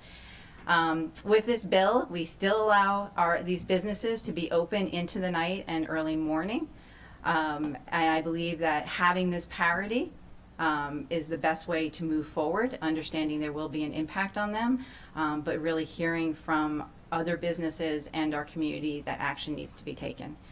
Again, I want to thank McCole Leeds, Councilmember Albanaz, and Glass, as well as my colleagues who have co-sponsored this bill, and to all the work that has been put into it. Thank you. Thank you, Vice President Stewart. Let me turn it over to one of the other two co-lead sponsors, Councilmember Glass. Thank you, Mr. President. I also want to extend my appreciation to Vice President Stewart and Councilmember Albernaz for partnering on this effort. As Councilmember Stewart noted, she has been working on this essentially since she was elected, and Councilmember Albernaz and I have been working on this before then, signaling how much of a need there is for this, not only among the business community, but among the residents and among those who visit and enjoy our nightlife establishments. This is about safety, and it is also about fairness. We want our patrons and visitors to enjoy themselves in a safe way, and we want our residents to be safe. From 2022 to 2023, there was a 53% increase in calls regarding disorderly conduct between the hours of 2 and 3 a.m. That is a strain on the residents who live down there. It is a strain on the businesses, and most importantly, it's a strain on our public safety officials who could be doing other things in other areas. And with regard to fairness, we already have closing hours for nearly every other business, especially those in the nightlife sector. So it's only fair that they all have the same closing time. That's what this is about. And so I appreciate, again, Council Vice President Stewart and Councilmember Albernaz. I appreciate Ms. McCartney Green and the county executive staff, Dr. Stoddard as well, because we have been listening to the residents. We've been listening to the business owners. And this is what they're asking for. Thank you, Mr. President. Thank you. We'll note again that the third co-lead on this bill, Councilmember Albernaz, has joined us virtually. With that, let me turn it to colleagues. We have several in the queue, starting with Councilmember Joando. Thank you. I appreciate it. I want to thank Councilmember Stewart for her efforts to address public safety in downtown Silver Spring. And I know it's coming from a genuine place, and I think we're all trying to do that. As she knows, and I think my colleagues know, I've told this story before. I not only grew up in Silver Spring, but particularly on Bonifant. You know, my dad's print shop was on that street. Got my tattoo on that street. Several of the business owners and also got haircuts at Ebony Barber's on that street. So I spent a lot of time over the last 41 years on that street and in that area. And working on this issue. It's something, you know, as colleagues know, going several years ago, convening meetings with the late night community and our law enforcement officers that have been fruitful. And I want to thank Dr. Stoddard for his support of those efforts, and Captain Reed and others for doing those meetings. I have to say, I've shared with colleagues, I've shared several memos with colleagues, and there's an addendum to this agenda. I'm very concerned with moving forward with this bill at this time. The three concerns are outlined as such. There's insufficient information before the council to make a data-driven decision regarding limiting hours of these private businesses, particularly related to crime. Two, and I'll come back to that, two, the impact of the hours themselves, the limitations and the impact that they're going to have on businesses has not been fully evaluated. And three, the county has yet to implement the late night business safety plan that we passed a year ago, or last February, and to determine the effectiveness of that measure. We just passed the regulations last week. There hasn't been a safety plan written. And it was particularly discussed at the time as a first step to see how that would go before we took more draconian steps. When it comes to the data-driven decision that I mentioned, we don't have complete information regarding late-night business operations and crime data. I had requested from the department hour-by-hour data on the crime statistics in Silver Spring. That request is still partially pending. They did provide a breakdown between the 2 to 7 hour, but that is not helpful in the sense that there's no comparison. In 2 to 7, as was mentioned by the sponsor, these businesses are the only businesses open in the county. So to compare them to something that's not open, of course, that's where people are located. There will be calls for service where people are. And so I don't think we would need to know what's going on in 11, in 12, in 1, in other parts of the county that have nightlife and things that are happening during the day. We've requested that. One of my amendments today will address that. I don't think we can take this step without understanding that. I'm concerned, too, that this bill will put small businesses, most of them, if not all of them, Black and immigrant owned, out of business. And I don't think that's something the government should do, determine winners and losers.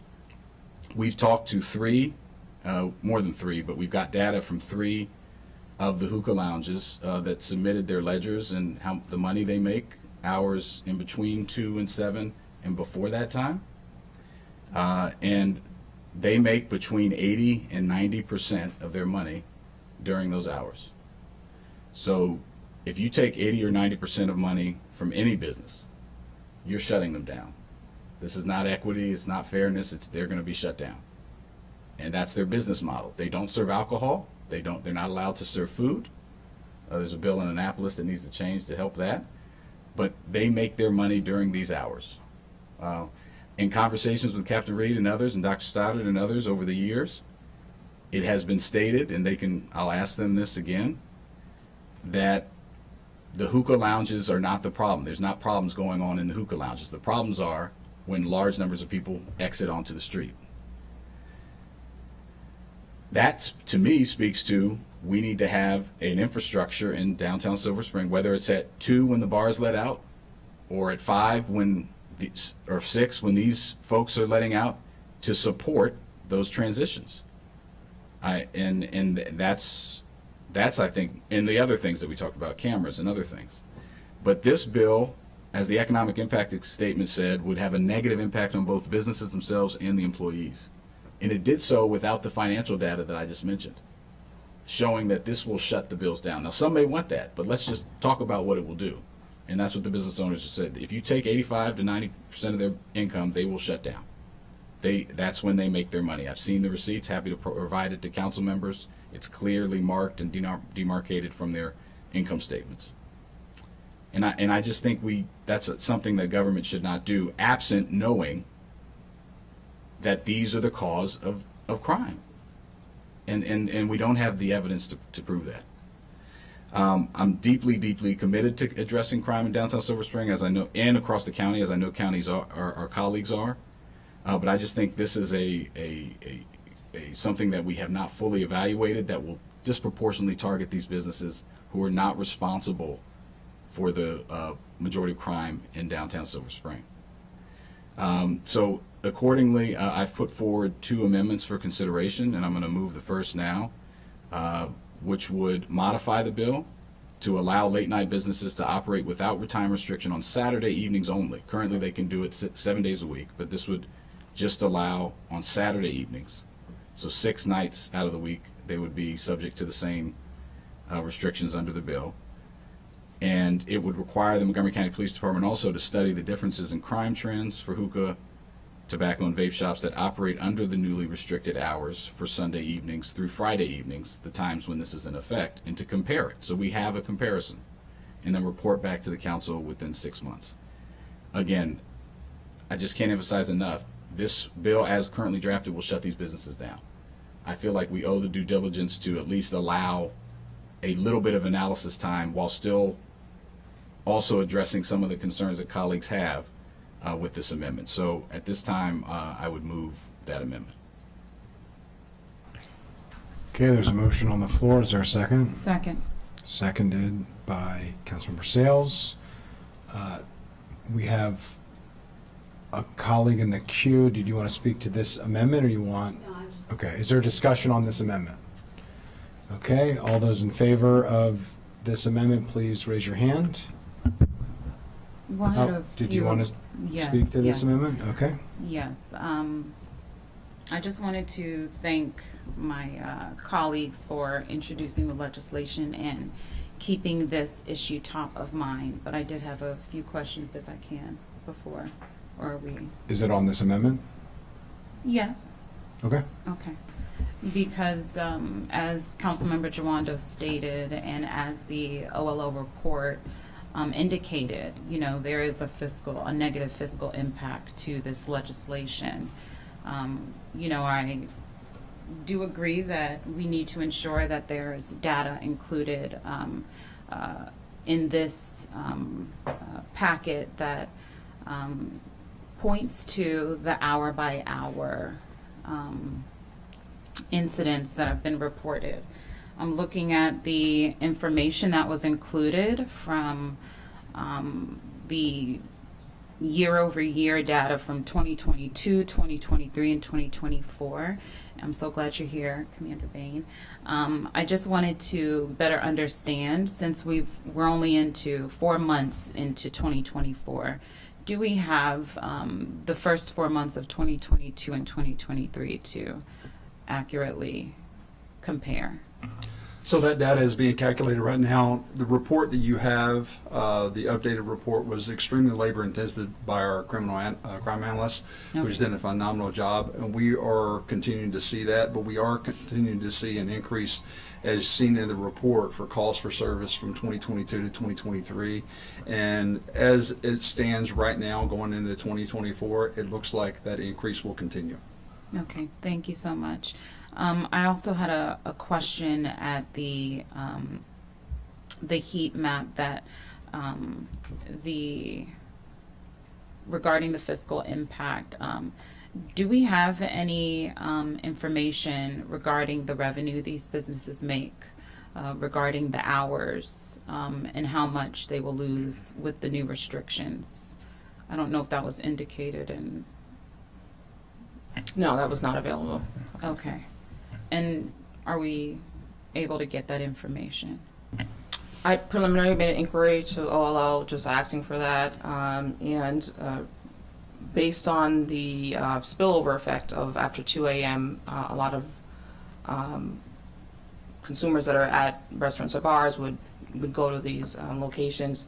The conclusion was that obviously if they're closed during after 2 a.m., 5 a.m., they would lose revenue, but there was no data that was provided. Also, a part of that discussion was that the negative effects as well on other businesses, that because of the overflow or noise or complaints that other businesses were losing, but that also wasn't quantified of what that loss would be.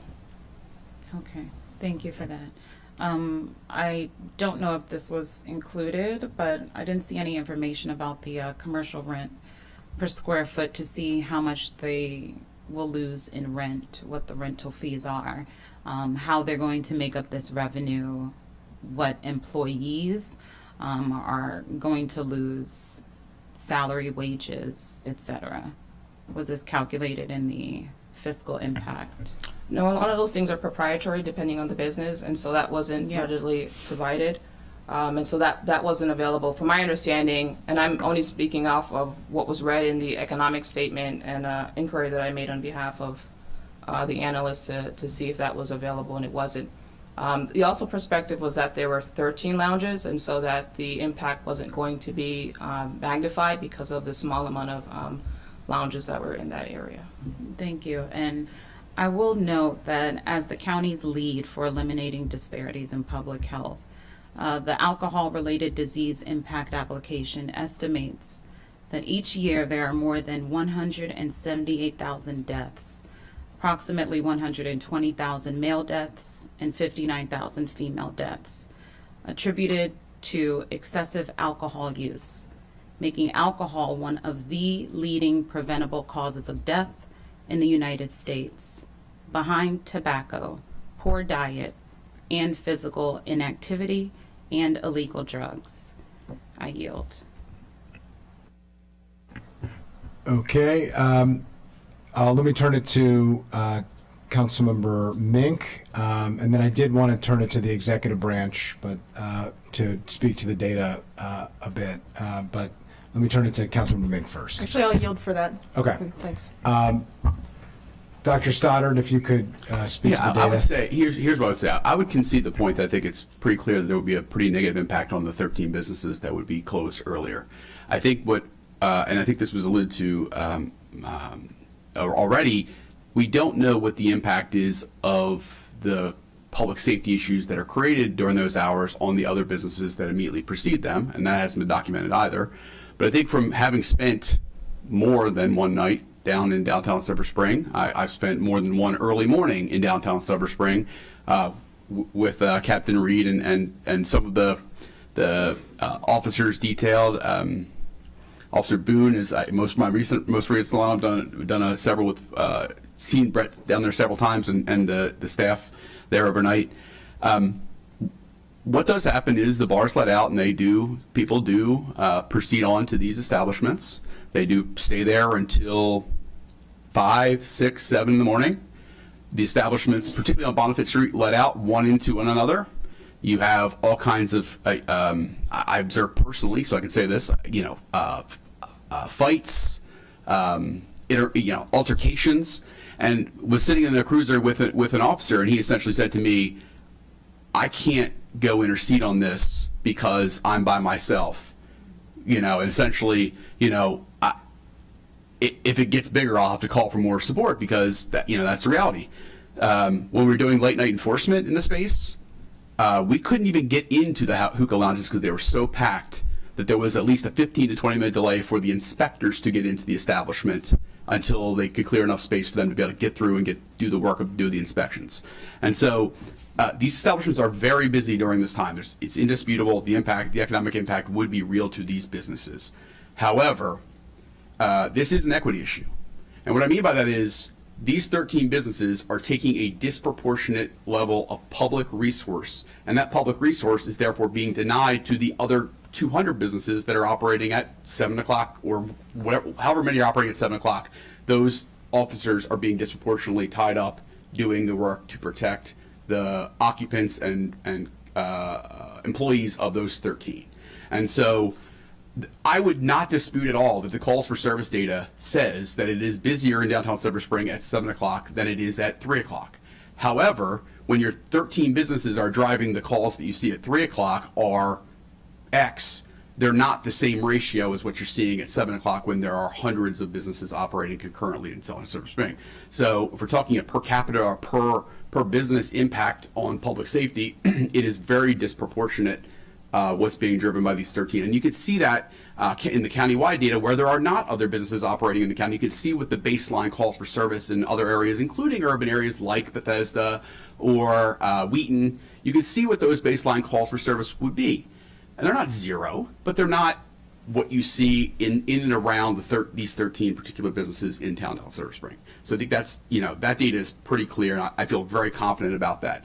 I don't have an issue with us going back and doing the hour by hour. I think that we could do that. It would be onerous, as Captain Reed alluded to, and frankly, prospectively, it'd be a lot easier for us to do prospectively than it would be to go retroactively and look back over multiple years to try and tease those things out. And so if that's something the council wanted, we would make that work. But at the end of the day, I think having spent a fair bit of time in downtown Silver Spring to talk to the officers and what they observe, I feel pretty confident that we would see a significant reduction in calls for service with enactment of this legislation. Thank you, Councilmember Mink. If there are others in the queue, can I get in behind them? Because I'm thinking over what you just said. Sure. Thanks. I'll put you back in the queue. We have Council Vice President Stewart.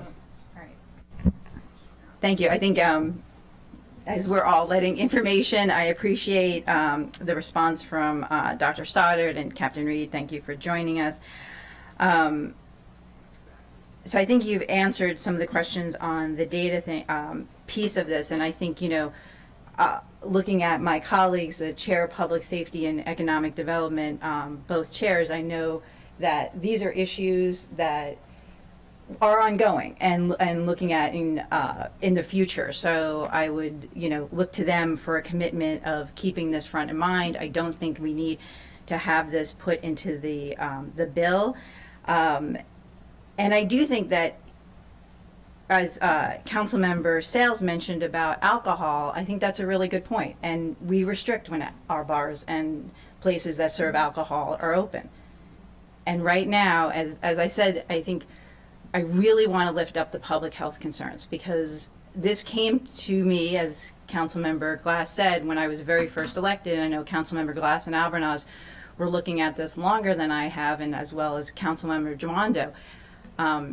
And it has been more recent that I've talked to folks and, really dug into the health impacts of it. And so if we're going to track things, it's harder to track these health impacts. And so, again, I look towards my colleagues who are on the chair of public safety and economic development to look at these things. And I know Councilmember Albornoz, as chair of HHS, and his great work on looking at vaping in our community and other things, will continue to look at the impact of hookah on public health. I think these are all things we can look at as we're moving forward, and we don't need to put this in this bill right now, but what we do need is to prioritize the public health and safety, and I think we have the data to do that, to move forward. Thank you. Thank you. We turn it to Councilmember Albornoz, who is with us virtually. Thanks, everybody. I apologize for not being in there in person. Just full disclosure, we're on a family trip in Santiago, Chile, and we're actually in the south of Chile right now. It's the 30-year anniversary of my grandparents' passing, and so my mom is taking us around, and my kids are seeing where she was born, where my grandparents were born, and we just couldn't pass this trip up. But thank you all so much for your patience. But I just will mention quickly, because it hasn't been mentioned yet, this is, to me, a very common sense issue. We do not have the infrastructure for this, plain and simple. We are receiving people from around the region, not just Montgomery County, who are coming to our county from bars that close at 2 or 3 a.m. in Prince George's, in the District of Columbia, and in other parts of the region. And we do not have the public safety infrastructure to be able to handle this. We didn't 2 years ago, and we certainly don't now. And so I believe strongly that while I do recognize, as all of my colleagues have, that this will disproportionately impact the 13 businesses, this is very much a public safety issue, and, as Councilmember Stewart noted, a public health issue as well. And so for all those reasons, I was prepared to do this and actually close earlier to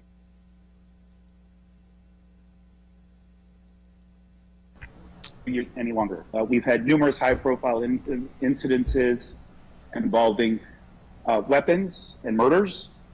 We've heard from businesses that wake up each morning to littered trash and other, other challenges that severely impact their ability to operate effectively. We heard testimony from businesses that have to pick up condoms and a number of other terrible items.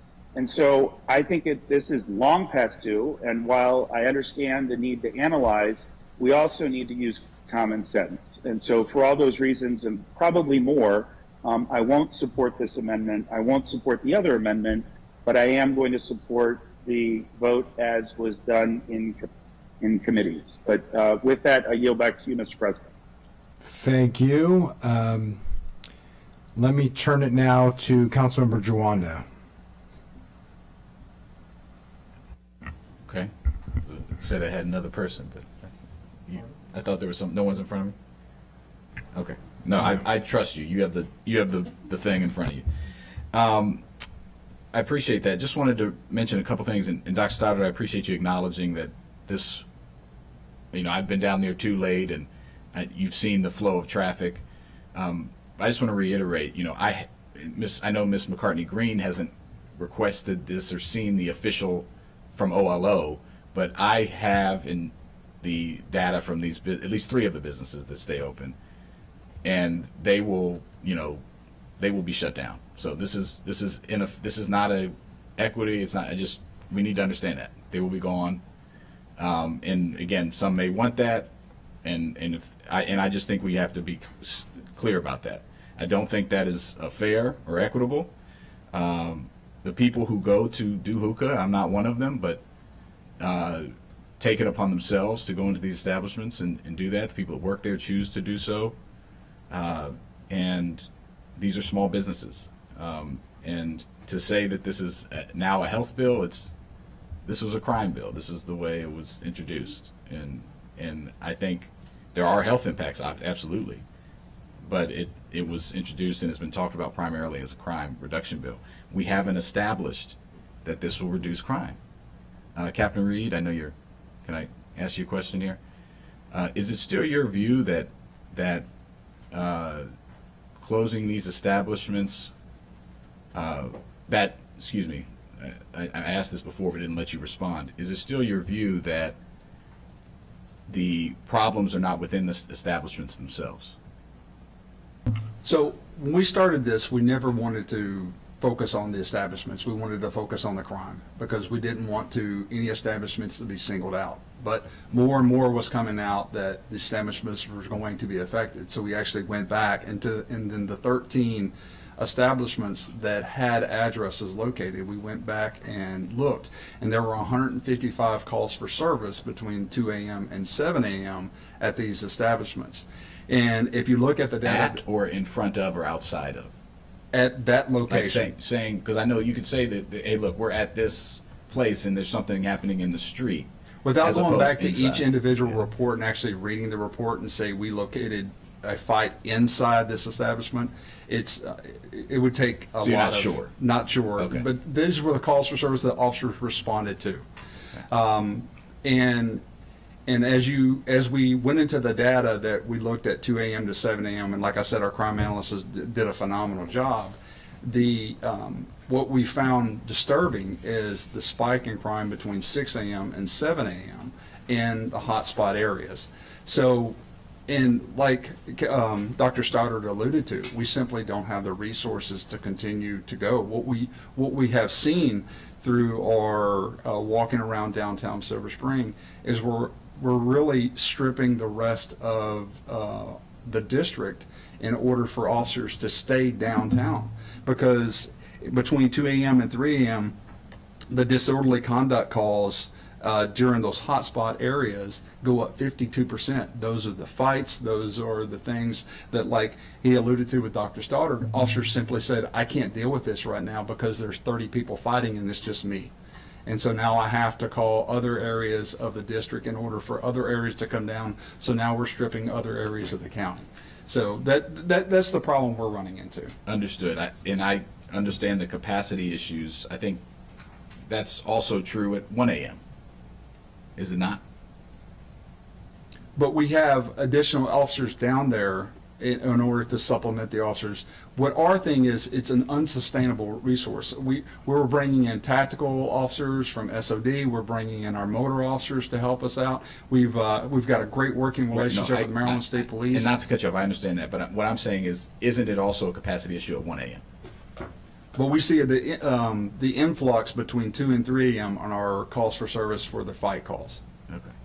And because I agree that there are structural capacity issues, whether it be at the Fillmore, any number of places where there's large amounts of people that will be congregating at any time, but particularly at late at night. But you're to the first question, you were saying you're not sure if all the calls for service that you've seen were inside the establishments, but they were there. That was the reference point that was given. So you can't say for sure whether it was inside or outside.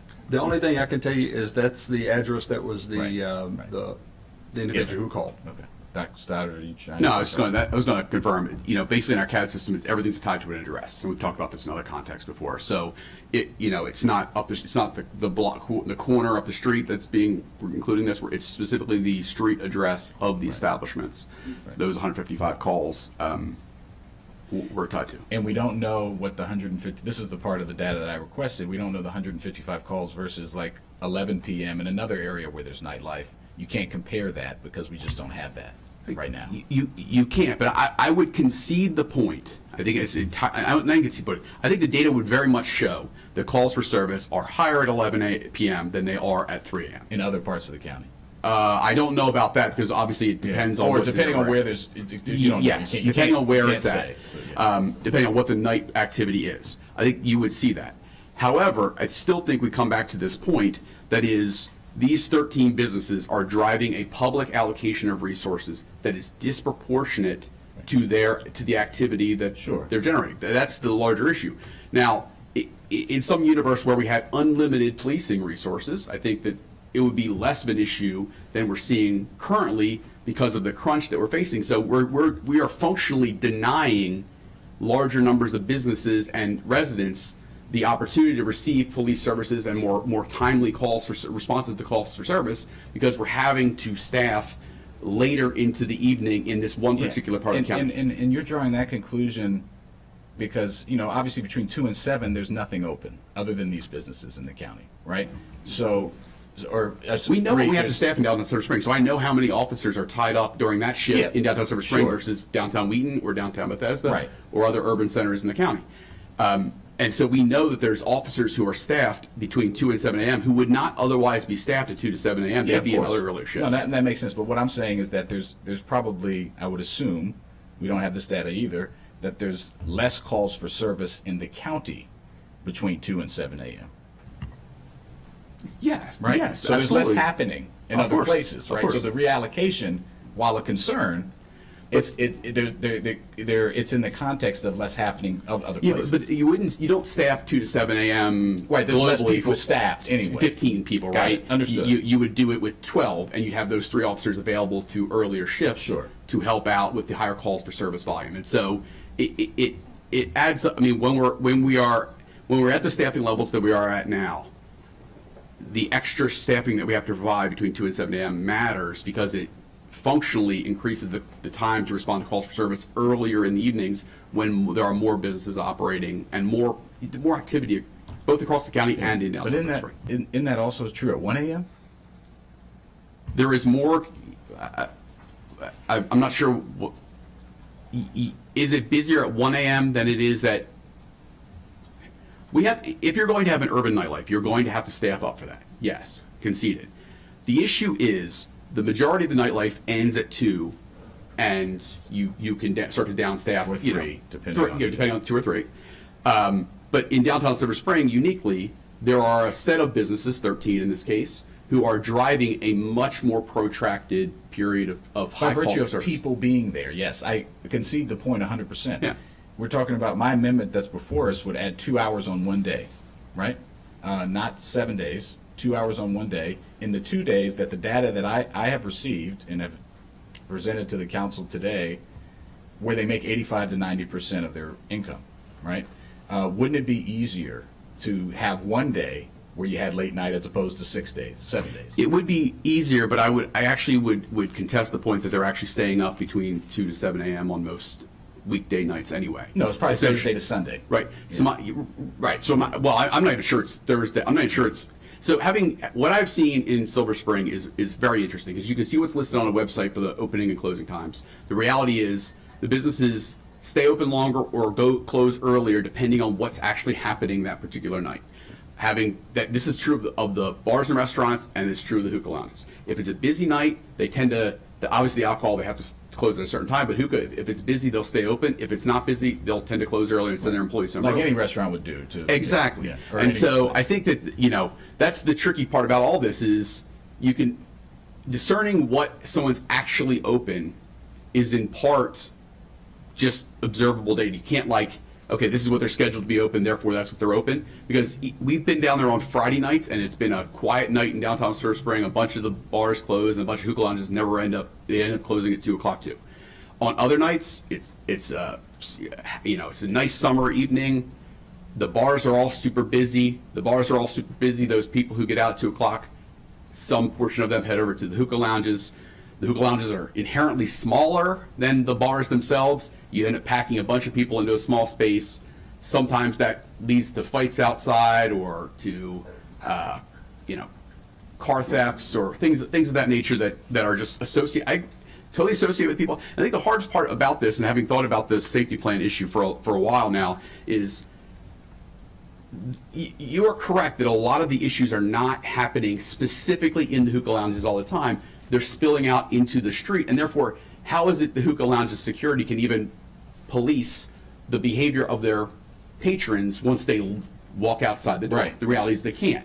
But that doesn't change the fact that if you're in the Bonifit and you're hearing... Sure, that doesn't change the fact that something's happening, which is why, again, this is why we need a larger infrastructure solution. And I know you're not against that, you're for that too, but to shut down 13 businesses, which will be the effect of this bill, and I'm trying to mitigate that by allowing one day that they have the flexibility to be open, to your point, that they might not even use it, depending on what's going on. But from them, they said Friday and Saturday are the hours when they stay open. That would be my experience from having been down there. And that would allow them to have a chance. And I think, a lot of the amendments, this bill was introduced in February, it's going to be expedited. A lot of it's been a very quick turnaround as far as the bill process. And again, we haven't instituted the safety plan. When you and I talked about this last year, Dr. Stoddard, it was your view, and you can correct me if I'm wrong, that the safety plan bill would have more of an impact than shutting people down. It will have a broader impact because it doesn't just apply to the hookah lounges, obviously. Right. I think it would have a broader impact in that way.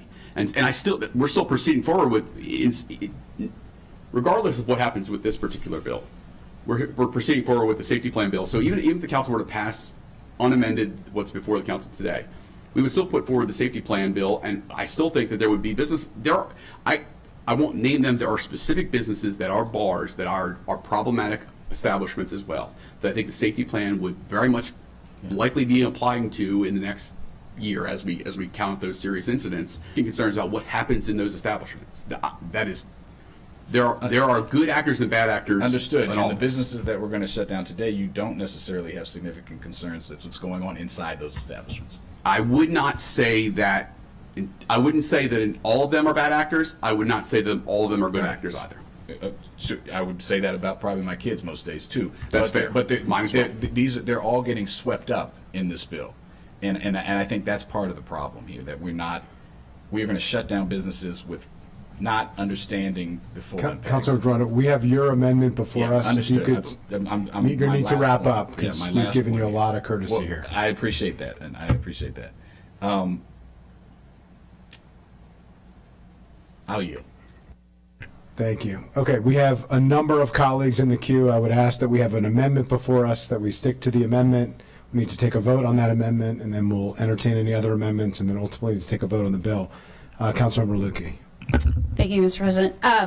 I appreciate the bill as is, bringing parity to business operations, which I think is incredibly critical. And I recall prior to going to law school and coming here to Maryland, I worked for the Tobacco Products Liability Project, and I greatly appreciate Councilmember Stewart reviewing that data. One of the things I found so significant then was how cigarette companies had tested light cigarettes, and they didn't factor in the occlusion of the fingers over the perforations that went around the filter. So they weren't measuring accurately what was given in. And so the statistic that Councilmember Stewart raised about the intake for hookah being 200 times that of a cigarette is pretty astounding. But I also noted at that time the first district locality that I worked with on no smoking regulations was Friendship Heights.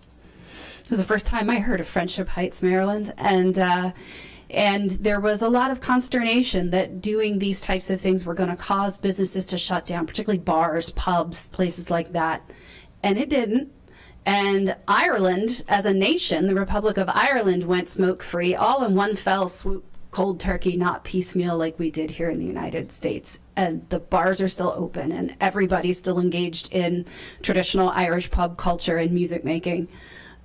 So I get the fear, but I also appreciate the need to have consistency and predictability for the closing times of the businesses. And I note that there's a Senate bill presently before the state, Senate Bill 774, which treats, again, hookah, establishments licensed to serve alcoholic beverages, and establishments that regularly host live entertainment where they're concentrated in a high density and half-mile areas like downtown Silver Spring, and it treats those three types of businesses the same.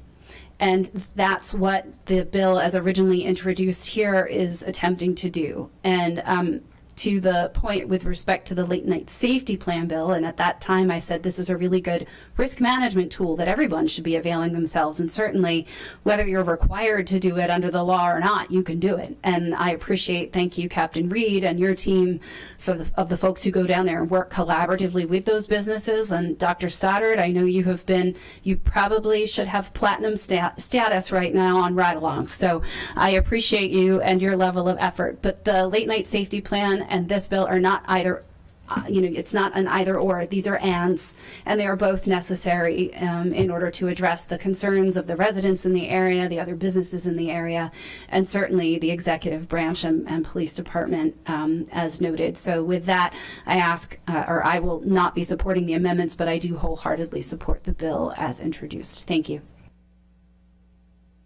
Thank you. Councilmember Sales. Thank you, Mr. President.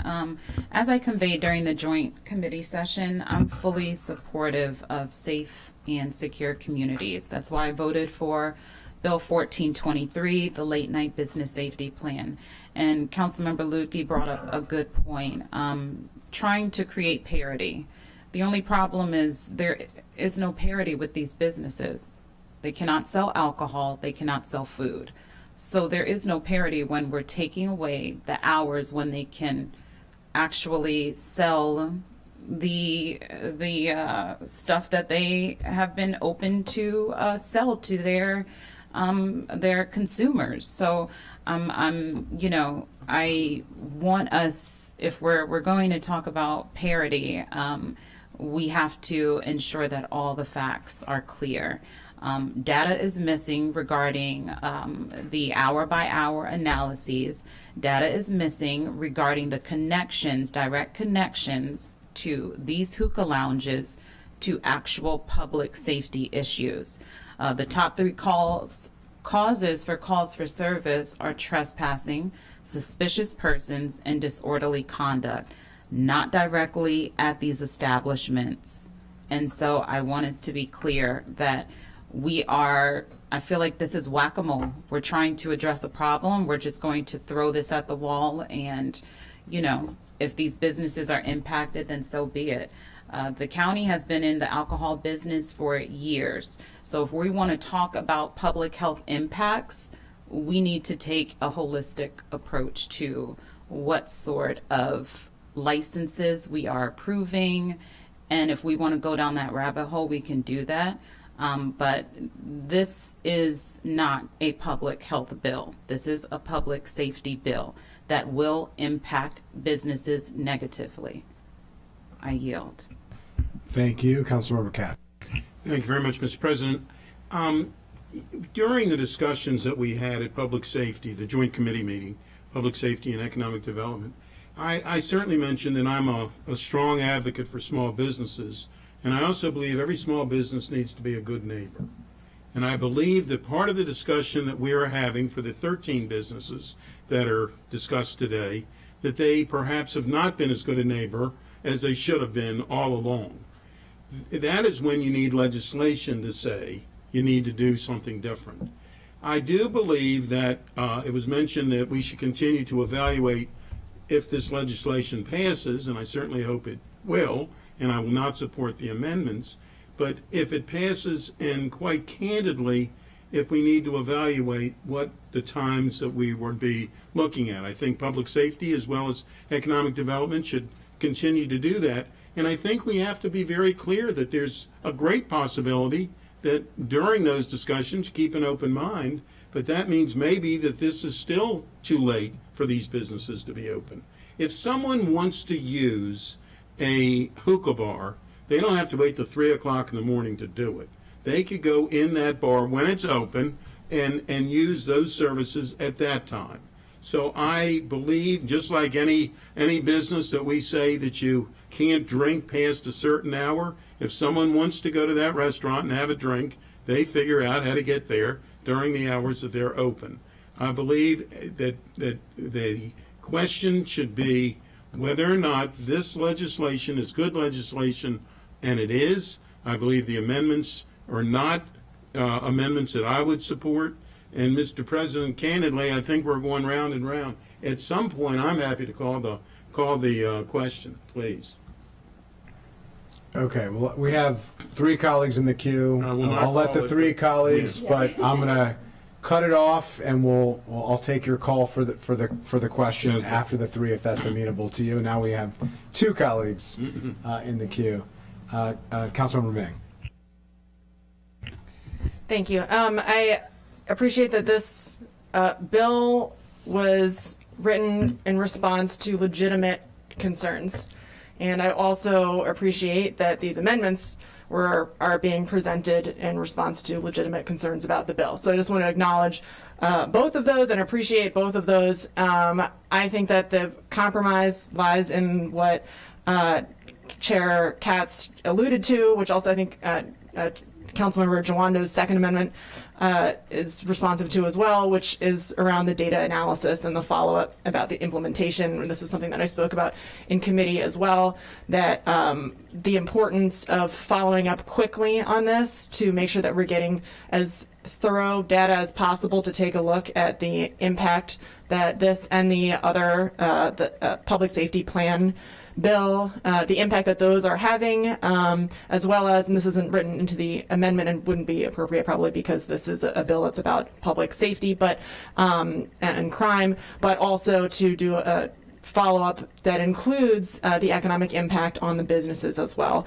I think would make a lot of sense and would fit into our joint committee sessions nicely. So I understand the sense of the council here, but I do want to emphasize the importance of us circling back within a rapid time frame to look at an analysis of the impact, hour by hour crime impact, as well as following up with the businesses, and that should be done as early as possible so that we can have a good understanding of the impact that this is having both on the community at large, on crime, and on the businesses. Thank you. Thank you. Councilmember Balcom. I'll be brief. I just want to talk about the delineation between crimes that are happening inside the hookah lounge versus outside. I think that's a false dichotomy. The crimes that's happening between 3 and 7 or 2 and 7 in the morning wouldn't happen if the people weren't there at the hookah lounge. So I think that's just a false dichotomy. And then the issue with the alcohol, again, it's a very good point, but we close bars at a certain time for that very reason. So this is a public safety bill. That's what resonates with me, and I support the closure times. Thank you. Very briefly, Councilmember Glass. Very briefly. Thank you, Councilmember Balcom. I have a question for Ms. McCartney-Green. Legally, if a call of service is made and there are people outside the establishment, what is the relationship between that call of service to people outside the establishment and the business in which they were once in? Who's at fault? And Councilmember Glass, I just want to, can I back up a little bit just to frame the conversation? And I apologize, Please. but just wanted the council to take a step back, that case law in Baltimore County gives us the foundational piece to be able to put restrictions on hookah lounges, because we've seen how that was implemented in that county. With that being said, if there are crime in or near the case law, looking at that case law, that was sufficient grounds for legislative enactment concerning crimes that were related or supplemental. And so I know we've gotten to a piece of, is it inside or is it outside? But if it was related, and looking at that case law, there were calls for services that were upwards of the hundreds, up into 1,000. That was sufficient grounds to implement a public safety measure on behalf of legislation that was enacted. So using that as a foundation, of course, if we have more data to show specifically which lounges, and specifically in that case, there was that specific lounge where there was actually a murder that actually happened inside, and so that further supplemented the data there. But whether it's in or near, the fact that we have a heat map that shows that they were near crimes, whether it was weapons or stabbings or killings, those are all related. So I want to just frame that And just ask you to ask your question one more time so I can answer that. You've already answered it. Thank you very much. Okay. The question has been called. There's an amendment before the body. All those in favor of the amendment moved by Councilmember Jawando, seconded by Councilmember Sales, please raise your hand. That is 2. All those opposed? That's 7, 8. And are there any abstentions? And 1 abstention. So 2, 4, 7 opposed, and 1 abstention. Okay. I will open the floor up to any other amendments. Councilmember Jawando. Yeah, I won't offer it just to save time. I will say to my friend here, and he is my friend, you know, the conversation in committee took about 25 minutes, so this was warranted and necessary to shut down businesses. So I don't appreciate the suggestion that we shouldn't have this conversation. And so I hope that also that the Joint Committee will follow up and get this data. I've requested that. I know you're working on it. I hope we can have a larger conversation in the operating budget about data. We've been talking about this, your capabilities to be able to analyze it and to target better. I think that's something I've heard Councilmember Lukey talk about this in committee. I have really significant concerns about our ability to process data and target appropriately. So I know we've talked about that. So with that, I yield and I won't offer the second amendment. Okay, thank you. Councilmember Fanny Gonzalez. As one of the co-chairs for this joint session, I also commit to follow up and work with Councilmember Katz to have a conversation on the data. And I agree with you; it's very significant and important. I'm just going to put on the record, as I mentioned during the joint committee session, I'm going to support this bill because I think this is about public safety. The comments about health, I gotta say, I smoke shisha. Shisha is a tobacco flavor. It's culture for me. As some people may know, my background is from Lebanon, and I don't do it every day. I do it every now and then. But I just want to put that out there that I'm not supporting this because of health concerns. I'm doing it because of public safety reasons. That's it. That's what's on the report. And with that, I'm going to yield back to the Council President. Hopefully we can move forward. Okay, thank you to colleagues. Thanks for the discussion. I don't see any other colleagues in the queue. We don't have any amendments here, so we have a joint committee recommendation before us. This is a roll call vote. I'm sorry, Council. There were amendments in committee, and so as amended. Well, the committee's recommendation has not been amended, so the way that we function here is sorry, I just want to make sure. The committee amended the bill. Correct. But what is before us is a committee recommendation under our protocol. We don't have to take a motion on that. We have a committee recommendation before us. Since it hasn't been amended, therefore we can go straight to a roll call vote. Sorry, thank you for the clarification, making sure that I'm doing things the right way. But in this rare case, I think I did get it right. Madam Clerk, please, could you call the roll? Councilmember Lutke? Yes. Councilmember Lutke votes yes. Councilmember Mink? Yes. Councilmember Mink votes yes. Councilmember Sales? Yes. Councilmember Sales votes yes. Councilmember Glass? Yes. Councilmember Glass votes yes. Councilmember Jawando? No. Councilmember Jawando votes no. Councilmember Katz? Yes. Councilmember Katz votes yes. Councilmember Albornoz? Yes. Councilmember Albornoz votes yes. Councilmember Fanny Gonzalez? Yes. Councilmember Fanny Gonzalez votes yes. Councilmember Balcom? Yes. Councilmember Balcom votes yes. Councilmember Stewart? Yes. Councilmember Stewart votes yes. Councilmember Friedson? Yes. Councilmember Friedson votes yes. Great. Thank you. That passes. And appreciate the conversation, the discussion. We're now going to move on to item 3 for our morning, which is the consent calendar. I think there might be a comment, but we'll wait till after on that. So is there a motion to approve the consent calendar? So moved.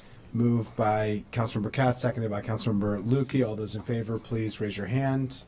That is unanimous among those virtual and present.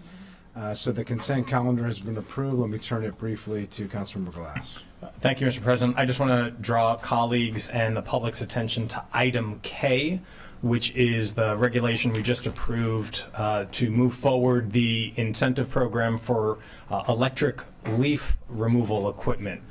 Lots of conversation, especially as it's springtime, and just want everyone to know what this regulation will do. It establishes a rebate program that allows county residents to be able to receive up to $100 for eligible purchases of electric leaf blower equipment, and small businesses with fewer than 5 employees can qualify for up to $250 with revenue of less than $250,000 can get a rebate of up to $1,500 every calendar year for the rebate program. So as we move forward and garden, it will get a little cleaner in the air, it will get a little quieter in the air, and I'm glad we're moving forward on this. Thank you, Mr. President. Thank you, and I just want to draw attention to item J, the Nonprofit Preservation Fund. This is nearly $20 million that is being appropriated from loan repayment proceeds. This has been something that has been multiple years in the making. It was always the plan as the second piece of the Housing Production Fund, which we've talked about quite a bit, the $100 million fund to support Housing Opportunities Commission and the mixed income communities. This Nonprofit Preservation Fund will have this initial $20 million hopefully by the end of this budget cycle to start next fiscal year, $50 million, which was always the initial plan to help us to preserve at-risk, naturally occurring affordable housing. Appreciate colleagues on the Planning, Housing, and Parks Committee previously on the Fed Committee, worked very closely with Councilmember Reamer on this, and just wanted to acknowledge his efforts and his work. Want to thank DHCA and HOC and all of our housing partners. It took several years for us to work through how we could come up with a program that worked and figure out a way to fund it. We're finally there. That's really exciting, and so we didn't take a lot of time during this meeting to talk about this, but once this is fully up and operational, which should be in a matter of months, this could help us to make the most significant dent in naturally occurring affordable housing that is at risk of any local jurisdiction anywhere. And I think we all should be proud of that as one of the tools in our toolkit to address our housing crisis. No one effort is going to move the needle in a way that we need it to, but this will help significantly. And we have a bill later today, a zoning text amendment, Council Vice President Stewart and I have put forward that will be another tool in the toolkit. So thank you to colleagues. Thank you for all the collaboration. We have passed the consent calendar and all that's in it. And with that, we are adjourned until we return for public hearings at 1:30. Everybody's experiences and what the new piece of creativity that they're putting into the program is, we embrace it.